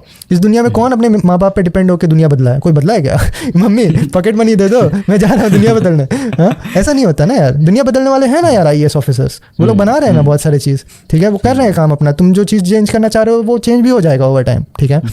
तुम अपना ओपिनियन रख सकते हो, लेकिन ये मैं जब खुद भी कॉम्पिटिटिव एग्जामिनेशन का तैयारी कर रहा था तो काफ़ी लोग ये सब काम करते रहते थे, मुझे ये करना है, ये प्रोटेस्ट करना है, यहाँ ये करना है, लेकिन मैं नहीं करता था ये कभी भी। भाई मुझे अपना करियर बनाना है पहले, है ना, तो मुझे लगता है ये चीज़ और भी ज़्यादा पिवटल हो जाता है। जैसे जो 22 साल 23 साल के हो गए हैं, अपनी ऑलरेडी जॉब वॉब खोज रहे हैं, करियर बना रहे हैं, उन्हें बेवकूफ़ बनाना बहुत ही मुश्किल है। मतलब वो मेरे दोस्त रह चुके हैं, मुझे पता है उनका माइंडसेट कैसे काम करता है, मतलब इन्फ्लुएंस करने के लिए वहाँ भी लोग मिल जाएंगे तुम्हें, लेकिन ये संख्या बहुत ही ज़्यादा मल्टीप्लाई हो जाता है जब तुम 17-18 साल के बच्चों के बारे में बात कर रहे हो। वो मुझे दिखता है क्या हो रहा है, ठीक है, और मैं तो अपने सर इन्फ्लुएंस भी हो जाता है, मैं अपना सर दीवार पे मारने लायक हो जाता हूँ यार, जब मैं देखता हूँ जब ये प्रोपेगेंडा चल रहा होता है और दिस वर्सेस दिस चल रहा है, और मैं देखता हूँ कमेंट सेक्शन में लोग सच में पगलाए हुए हैं यार, क्या चल रहा है।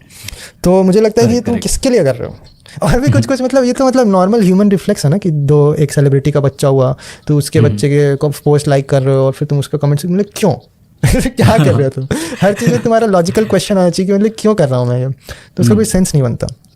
तो ये सारी चीज़ मैं बस यही सजेस्ट करना चाहूँगा, अगर क्योंकि तुम्हारा प्लेटफॉर्म बहुत ही बड़ा है यार, मुझे तो ये अपॉर्चुनिटी नहीं मिला कभी भी इतने हाई नंबर पे इस एज ग्रुप के बच्चों से बात करने का, तो अगर उनको ये मेरा मैसेज मिले तो मैं ये ट्रांसफ़र करना चाहूँगा। बाकी तो वो ऑलरेडी तुम्हारा कंटेंट अगर फॉलो कर रहे हैं तो वो नॉलेज सीख करते हैं, तो दैट इज़ पॉजिटिव। लाइक अगर एजुकेशनल यूट्यूबर को फॉलो कर रहे हो रादर देन अ व्लॉगर तो तुम ऑलरेडी थोड़ा तो सही रास्ते पे हो।